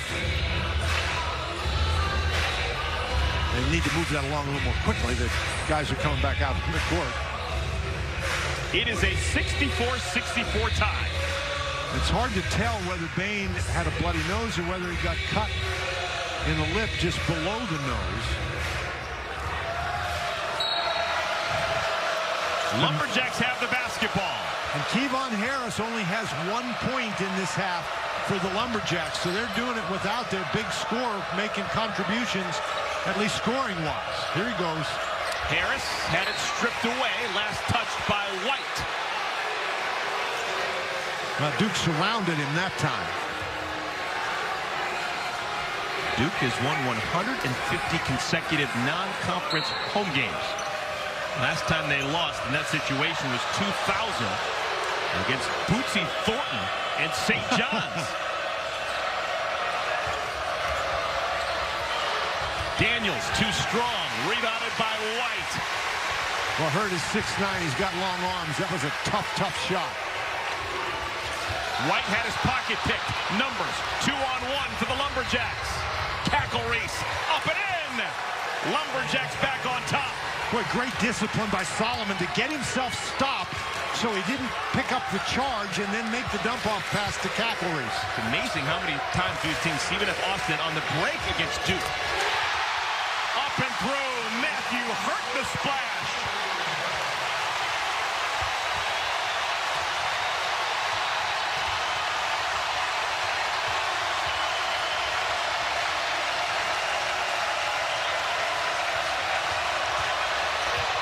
Ware is fouled, and we'll have free throws. Matthew Hurt the foul. Number 2 on Hurt. Well, Daniel steps too far down in the lane trying to help out against the drive. You cannot leave Hurt. This was a foul in the act of shooting, so 2 free throws for Ware.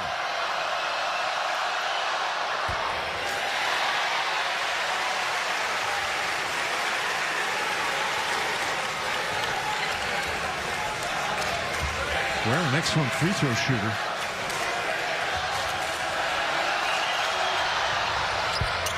One out of 2.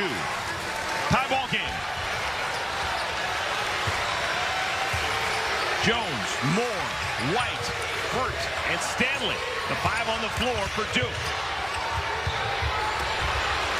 One and done. Daniels a rebound. Hurt thought he had a mismatch, and I thought he just forced that one. He did have a mismatch, but Cackle Reese did a really nice job staying between Hurt and the basket. Cackle Reese, a transfer from New Jersey Institute of Technology, NJIT. 8 on the shot clock. Harris, Cackle Reese. 6 minutes remaining. Great job by the Blue Devils to force Harris to give up the ball. Gang rebound. Oh, he stepped out of bounds. Harris, he had a shoelace on the end line when he touched the ball. Now he has the ball. He's got possession of it, and he loses it, and there his foot's on the line when he touches the ball. And because he had possession of the ball, the shot clock is going to reset to 30.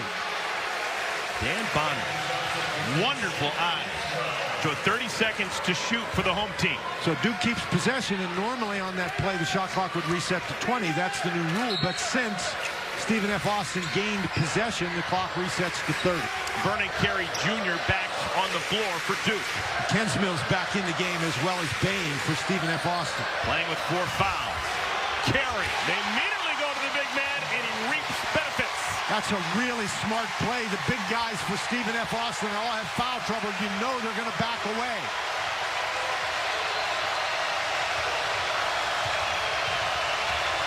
Cackle Reese needs a screen.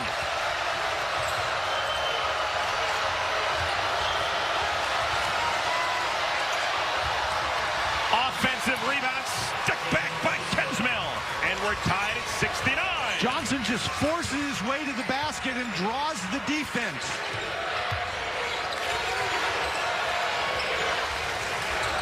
Five minutes to play. Ought to go right to Carey. Ken Smill's got 4 fouls. He can't afford to be aggressive in there. Now Carey sets the screen, rolls to the basket. Jones doesn't fight him. Instead, it's Moore. Wendell Moore. And Duke calls an immediate timeout. Duke calls timeout before the ball is inbounded. They lead by 2, 4:45 remaining.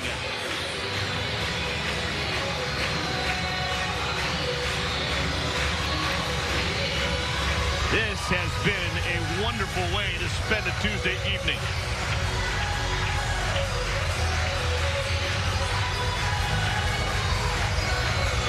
Who would have thought that Stephen F. Austin would come from Nacogdoches, Texas, and be able to score as many points in the paint against the Duke Blue Devils? Well, they have done a great job getting the ball inside, and not just with back-to-the-basket post moves, but for the most part, it's been driving the ball to the basket. It's been getting out and running in transition. We've seen 4 or 5 breakaways for Stephen F. Austin. They have just dominated the interior. Something that is very, very surprising because Duke has been very good defensively. Everyone in the country will be talking about Stephen F. Austin tomorrow morning around the water cooler if they can somehow pull this off here in Cameron Indoor Stadium. Kyle Keller's team has been plucky. The Lumberjacks, a below 500 team a year ago, 14-16, coming out of the Southland Conference, going toe-to-toe with a giant. Harris, little push-off, nothing called, drops it through, tie ball game. I think that's the first jump shot he's made. It's his first field goal of the second half.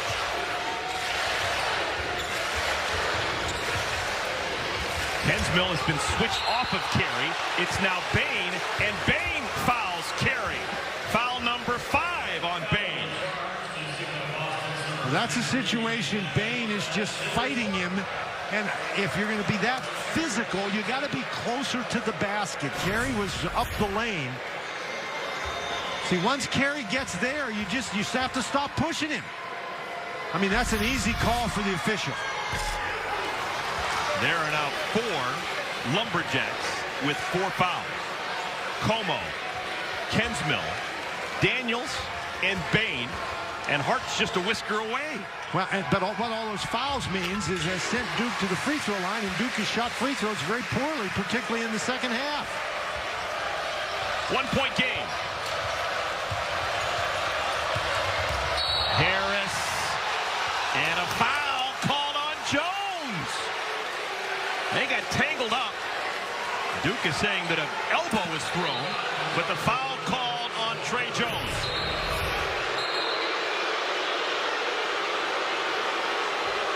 There was a collision there, but it's not an elbow. It's a shoulder kind of contact.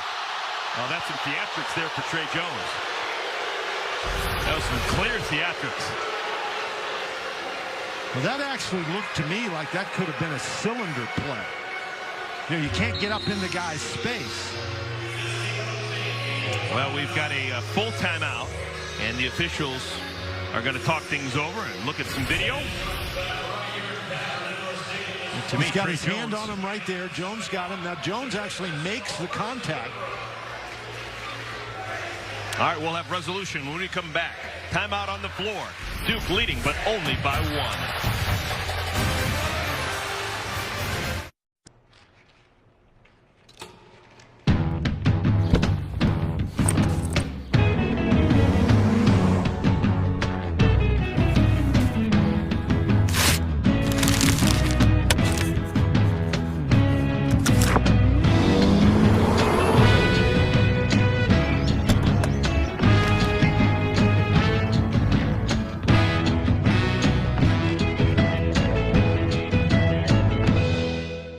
Wild Turkey and Complex present a new kind of talk show, Talk Turkey. Spank, news, founders of Trap Kitchen. We got a Crip, and a Pyro. What makes you say, I need some different residuals in my life? I'm so tired of it. And you can cook at this time. Let's try to sell some of that food. Bing. Bing. It goes crazy. Now we're selling food all over the country. Success. Cheers to that, man.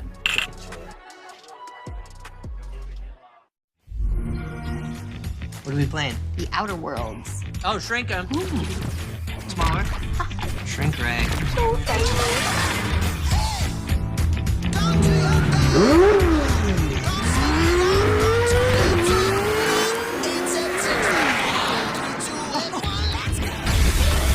Whatever you're into, discover your next favorite game with Xbox Game Pass. Join now and get your first 3 months for $1. At Domino's, a delivery gone wrong doesn't just hurt your pizza night. It hurts our pride. We're going to be expediting this order. It could be a missing dipping sauce. It could be a wrong topping. It arrives cold. With Domino's new delivery insurance, if your delivery isn't what you expected, make a claim, and we'll make it right. I noticed you had an issue with your last delivery. To make up for it, I brought you a medium pizza. Oh my gosh, thank you. You're welcome. Get 2 medium, 2-topping pizzas delivered for $5.99 each. And put our delivery insurance to the test. Verizon Up gave us tickets to the Super Bowl. We were able to meet Shawn Mendes. Verizon got me into the NFL Combine. They don't even sell tickets to this thing. Verizon knows you love live music and sports. We got to be this far away from the stage. That's why we give you access to more jaw-dropping experiences, including NFL games and events. I've never had a VIP experience before like that. Probably the best moment of my life. Switch now and you'll get access to thousands of tickets on us, plus one of our best phones when you buy another, because the network more people rely on gives you more. And Harris shoots it at over 80%. Now, the officials did go and look to see if there was a possible flagrant foul on Kevon Harris, but there was... Trey Jones actually was the one who initiated the contact, and he ran into Harris's shoulder, and so they ruled there was nothing there other than the foul on Trey Jones. 25-point night for Kevon Harris, and the Lumberjacks lead by 1. The Lumberjacks suddenly in his zone. It's the first time we've seen this from Stephen F. Austin today. They've got everybody in foul trouble, so it's not a bad idea. Stanley. And an offensive foul. That is a risky play by Kensmill. He's got 4 personal fouls, but he did a great job getting in position and standing his ground. And Stanley is the guy. You get here, he goes straight up in the air. That floating shot, you're asking for trouble because everybody's going to move in to try to take a charge. And he was in position before Stanley left his feet. 4th foul on Stanley. Moore knocks that out of bounds. Right now, Stephen F. Austin, 3 of their 5 players have 4 fouls. 3 of the 5 on the floor. Bain, Kensmill, Como, all with 4 fouls. Dangerous pass.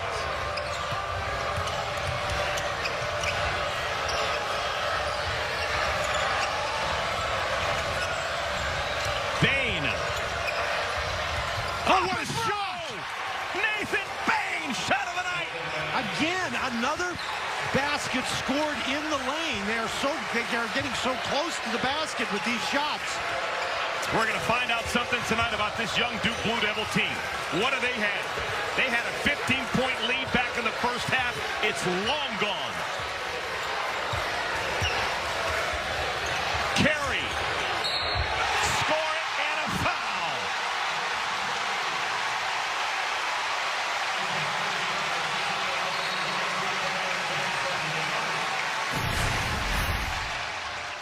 Bain does a great job getting in the lane. How often have we seen this off the dribble?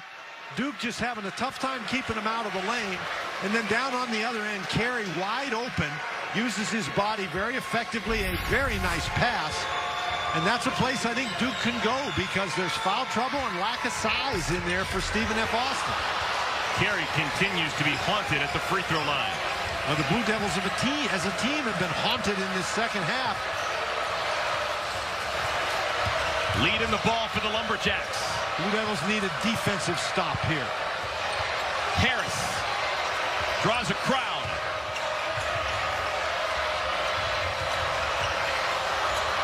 Blocked away by Carey. Duke ball. Trey Jones, his first career double-double. 15 assists.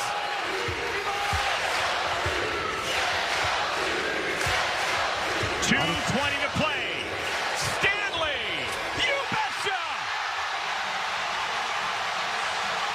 Lead back up to 2 for the #1 team in the country. And the Lumberjacks need a timeout. The wall's starting to collapse on Stephen F. Austin. They need to talk things over. How about the performance by the freshman Cassius Stanley? Biggest shot of his night. Duke leads by a pair.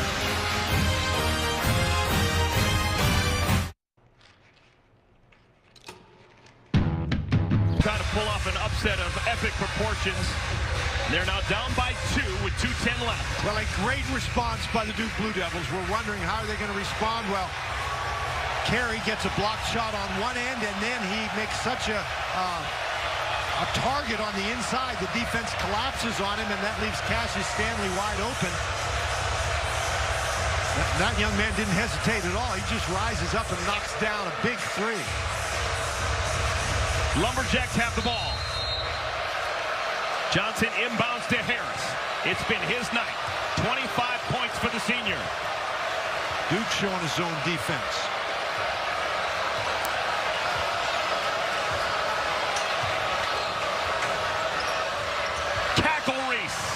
Oh my! Biggest shot of his career! David Cackle-Reese. Lumberjacks lead by a point. What a response that was. You got to go into Carey. Last touched by Harris. Duke ball. Stephen F. Austin back to the man-to-man. And Cackle-Reese, that's not an uncontested three-point shot. Oh my God.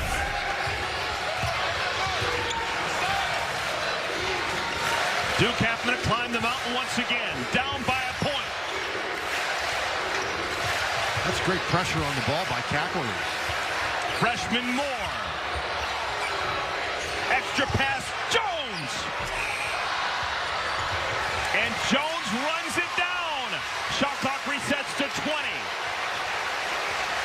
Thighs starting to burn for those Lumberjack defenders. Boy, that's a great play by Trey Jones. He missed the shot, but he goes and recovers it. Don't hang your head. Go make a play, and that's what Trey Jones did. 60 seconds remain. Carey, score the goal.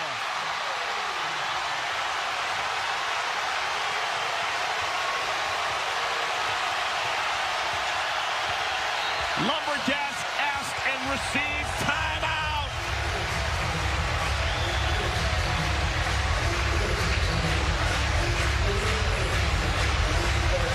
We're going to keep it here. Where else would you want to be?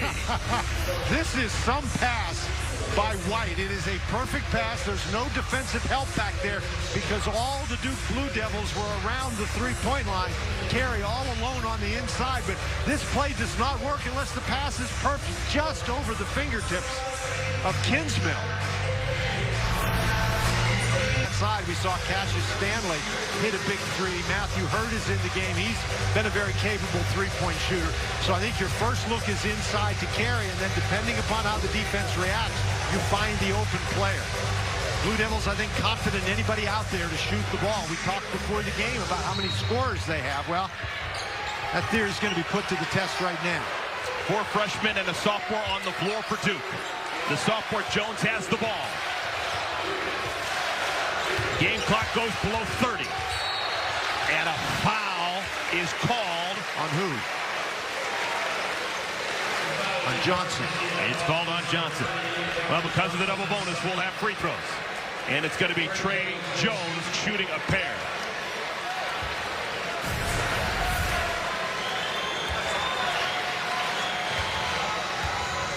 Ooh. I thought, they might have called that foul on Carey for an illegal screen.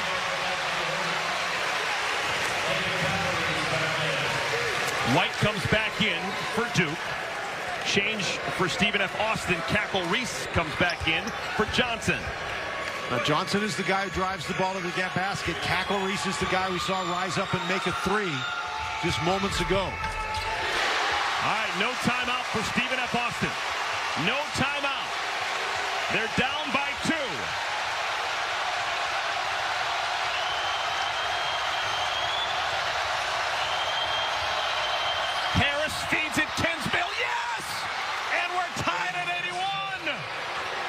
now Duke can play for the last shot, and they're not going to call a timeout to allow Stephen F. Austin to get their defense set.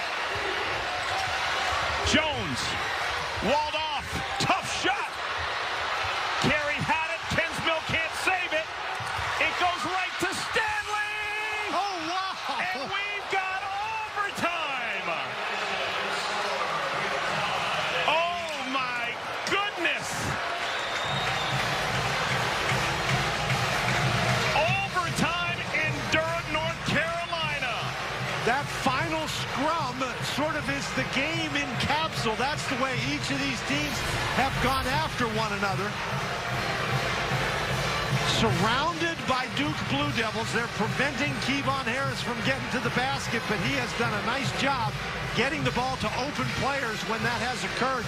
And Trey Jones is forced into a very, very difficult shot. Give Vernon Carey Jr. a lot of credit. Stephen F. Austin looked like they were going to get that basketball, but Carey disrupted it, and then Stanley recovering and is not able to score. Good heavens. I think it's probably a good thing that that shot didn't go in for Stanley, because that would have been controversial. It looked like the Lumberjack player was well out of bounds when he batted it into the court of play over to Stanley. That would have been interesting. All right. A whole bunch of nothing. We've got overtime, folks. 5 more minutes of basketball. Well, the good news for Stephen F. Austin is they've gotten it to overtime after trailing by 15 earlier in the game. The bad news is they've got to play 5 more minutes with all those guys with 4 personal fouls. Stanley's got 15 points. Carey's got 18. As you look at the foul trouble, Como, Kensmill, Daniels, and Bain are 1 infraction away from being dismissed. It'll be Kensmill and Carey jumping center. Stephen F. Austin out of the Southland Conference from Nacogdoches, Texas.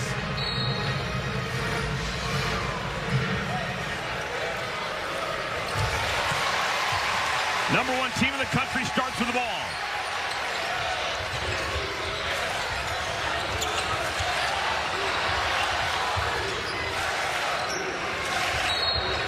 Travel.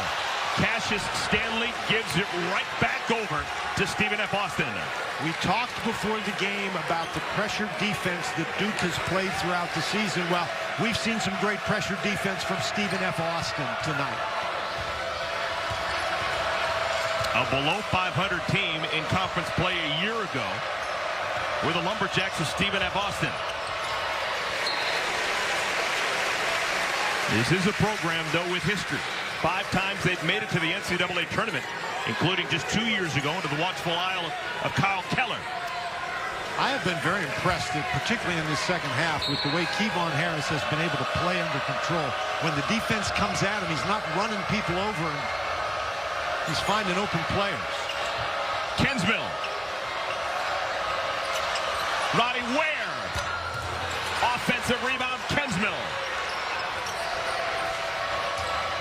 Reese, the breeze by. Tapped around, Kensmill. Loose on the floor, picked up by Stanley. That's a good opportunity there for the Lumberjacks. Not an easy shot, though.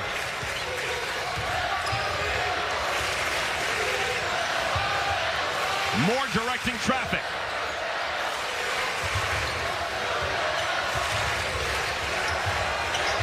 Five to shoot. Whole lot of nothing for more. Stanley. Didn't get it off in time. Violation. Didn't get it off in time. That's one of those situations where Stephen F. Austin did a great job reacting out to Cassius Stanley. If there's nobody close, Stanley catches that ball. He's got a wide open 3, but another good defensive sequence for the Lumberjacks. 17 turnovers for the Duke Blue Devils. And that has been a bugaboo for them as well. That's down. A great pass. Kensmill blocked from behind. I think Stanley and Carey both got a piece of that. Great reaction defensively. Carey just lost it. Bounced it off his shoe. Mike Krzyzewski asking for a foul. Another really good pass on the inside, but Stanley coming from the backside, and Carey, I think they both got a piece of it. That's a really good defensive play. Stanley with the help, and Carey just with the good one-on-one defense.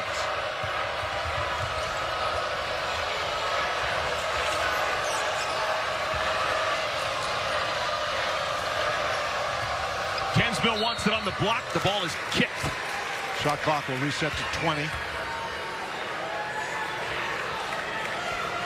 Now, the days of the Lumberjacks getting those fast break points seem to be over. This has been a half-court slugfest. But whether they get the fast break points or not, the Lumberjacks have still been able to get the ball inside to the basket. They've only made, what, 2 3-point baskets, Stephen F. Austin? They've got 60 points in the paint. Make it 62! Basket by Johnson. And it's been Johnson and Harris, the guys driving the ball to the goal. Jones. Stanley. Sets up White. Stanley keeps it with Duke. Halfway through our overtime. Again, a great battle inside by Vernon Carey Jr. Moore, surrounded. Shot clock's at 1. Carey up and through. Tenacious. 20-point ball game for the freshman Carey. Great job by Jack White, though, to not panic, but to take his time and get the ball all the way to the basket. 2 minutes remaining. Harris, offensive foul. Trey Jones stood his ground. We have seen multiple occasions tonight where Harris has been able to get around Trey Jones. Not this time, though. And when you throw that arm out there, particularly when you're right in front of the referee, you're going to get that call every time. Jones, Moore, Carey, Hurt, Stanley. 5 on the floor for Duke. Jones hits the deck, is screaming for a timeout. He doesn't get it. Alternate possession arrow goes to Stephen F. Austin. Boy, another turnover for Duke. Now, they had 11 in the first half. That's only number 7 here in the second half, so they've done a better job taking care of the basketball, but that was a very bad time to get a turnover, and Trey Jones just fell down. You know, he slips and falls down. Duke has had 4 turnovers here in overtime. They have just 1 made field goal. And again, that's not a formula for success. Number 1 team in the country. But again, now they're looking for another defensive stop. $1:40 remaining in overtime number 1. Harris. Maybe the leg's starting to give out on him. Picked up by Jones. Lack of patience that time by Harris. That's the first time we've really seen him rush anything tonight. Jones, last touched by Kensmill. Duke basketball, 15 seconds to shoot. And the Blue Devils want to talk things over. Both teams got an extra timeout with the overtime. Duke chooses to use one. 83-83, all tied up at Cameron.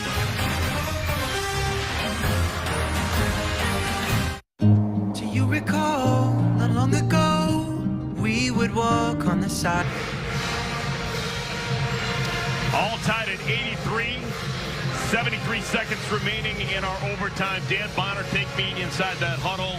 What's Mike Krzyzewski talking about? Well, the first thing I'll tell you is the officials went over and reviewed to see to make sure who touched that ball last. And the call stays the way it is. It'll be Duke basketball. And I think what Mike Krzyzewski is trying to tell his guys is whether they pass it inside to Carey or whether they drive the ball, they need to attack on the interior. This is what the officials were looking at. Ball was touched by Roddy Ware as it went out of bounds, and Hurt did a nice job pulling his hands back. But Duke has had some success getting the ball inside. All right, Duke will have the youngsters on the floor together. Vernon Carey Jr. will be the inside presence. Hurt, Stanley, and more, surrounded by one sophomore, Trey Jones, who will trigger the inbound. And keep in mind, Stephen F. Austin has just about everybody on the team, including the assistant coaches and the managers, who have 4 personal fouls. So if you're Duke, you don't need to be shooting fadeaways. You need to be attacking. 15 seconds to shoot for the #1 team in the country. Starts with Stanley up high.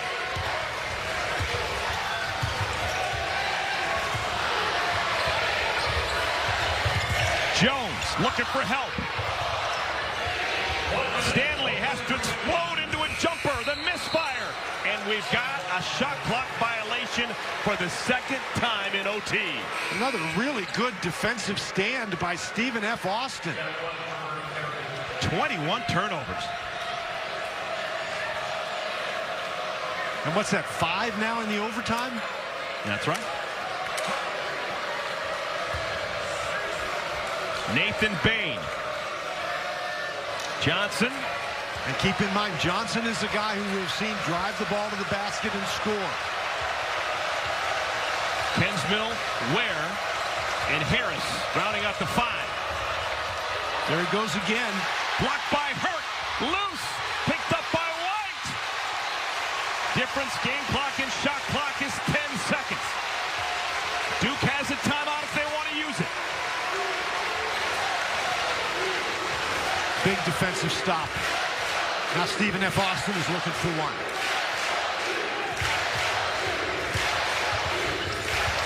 Jones, a tough chance. Rebounded by Moore. Shot clock's off. Duke can hold for the final shot. Boy, the Lumberjacks had it. They just couldn't secure it. Loose. Kensmill's got it. They've got a timeout. They don't use it. Bain! Yes! The Lumberjacks have done it! The Lumberjacks apparently have done it. They'll look a little longer, but this is going to be the biggest win in program history. Now the officials are going to look at this, but we both saw the same thing.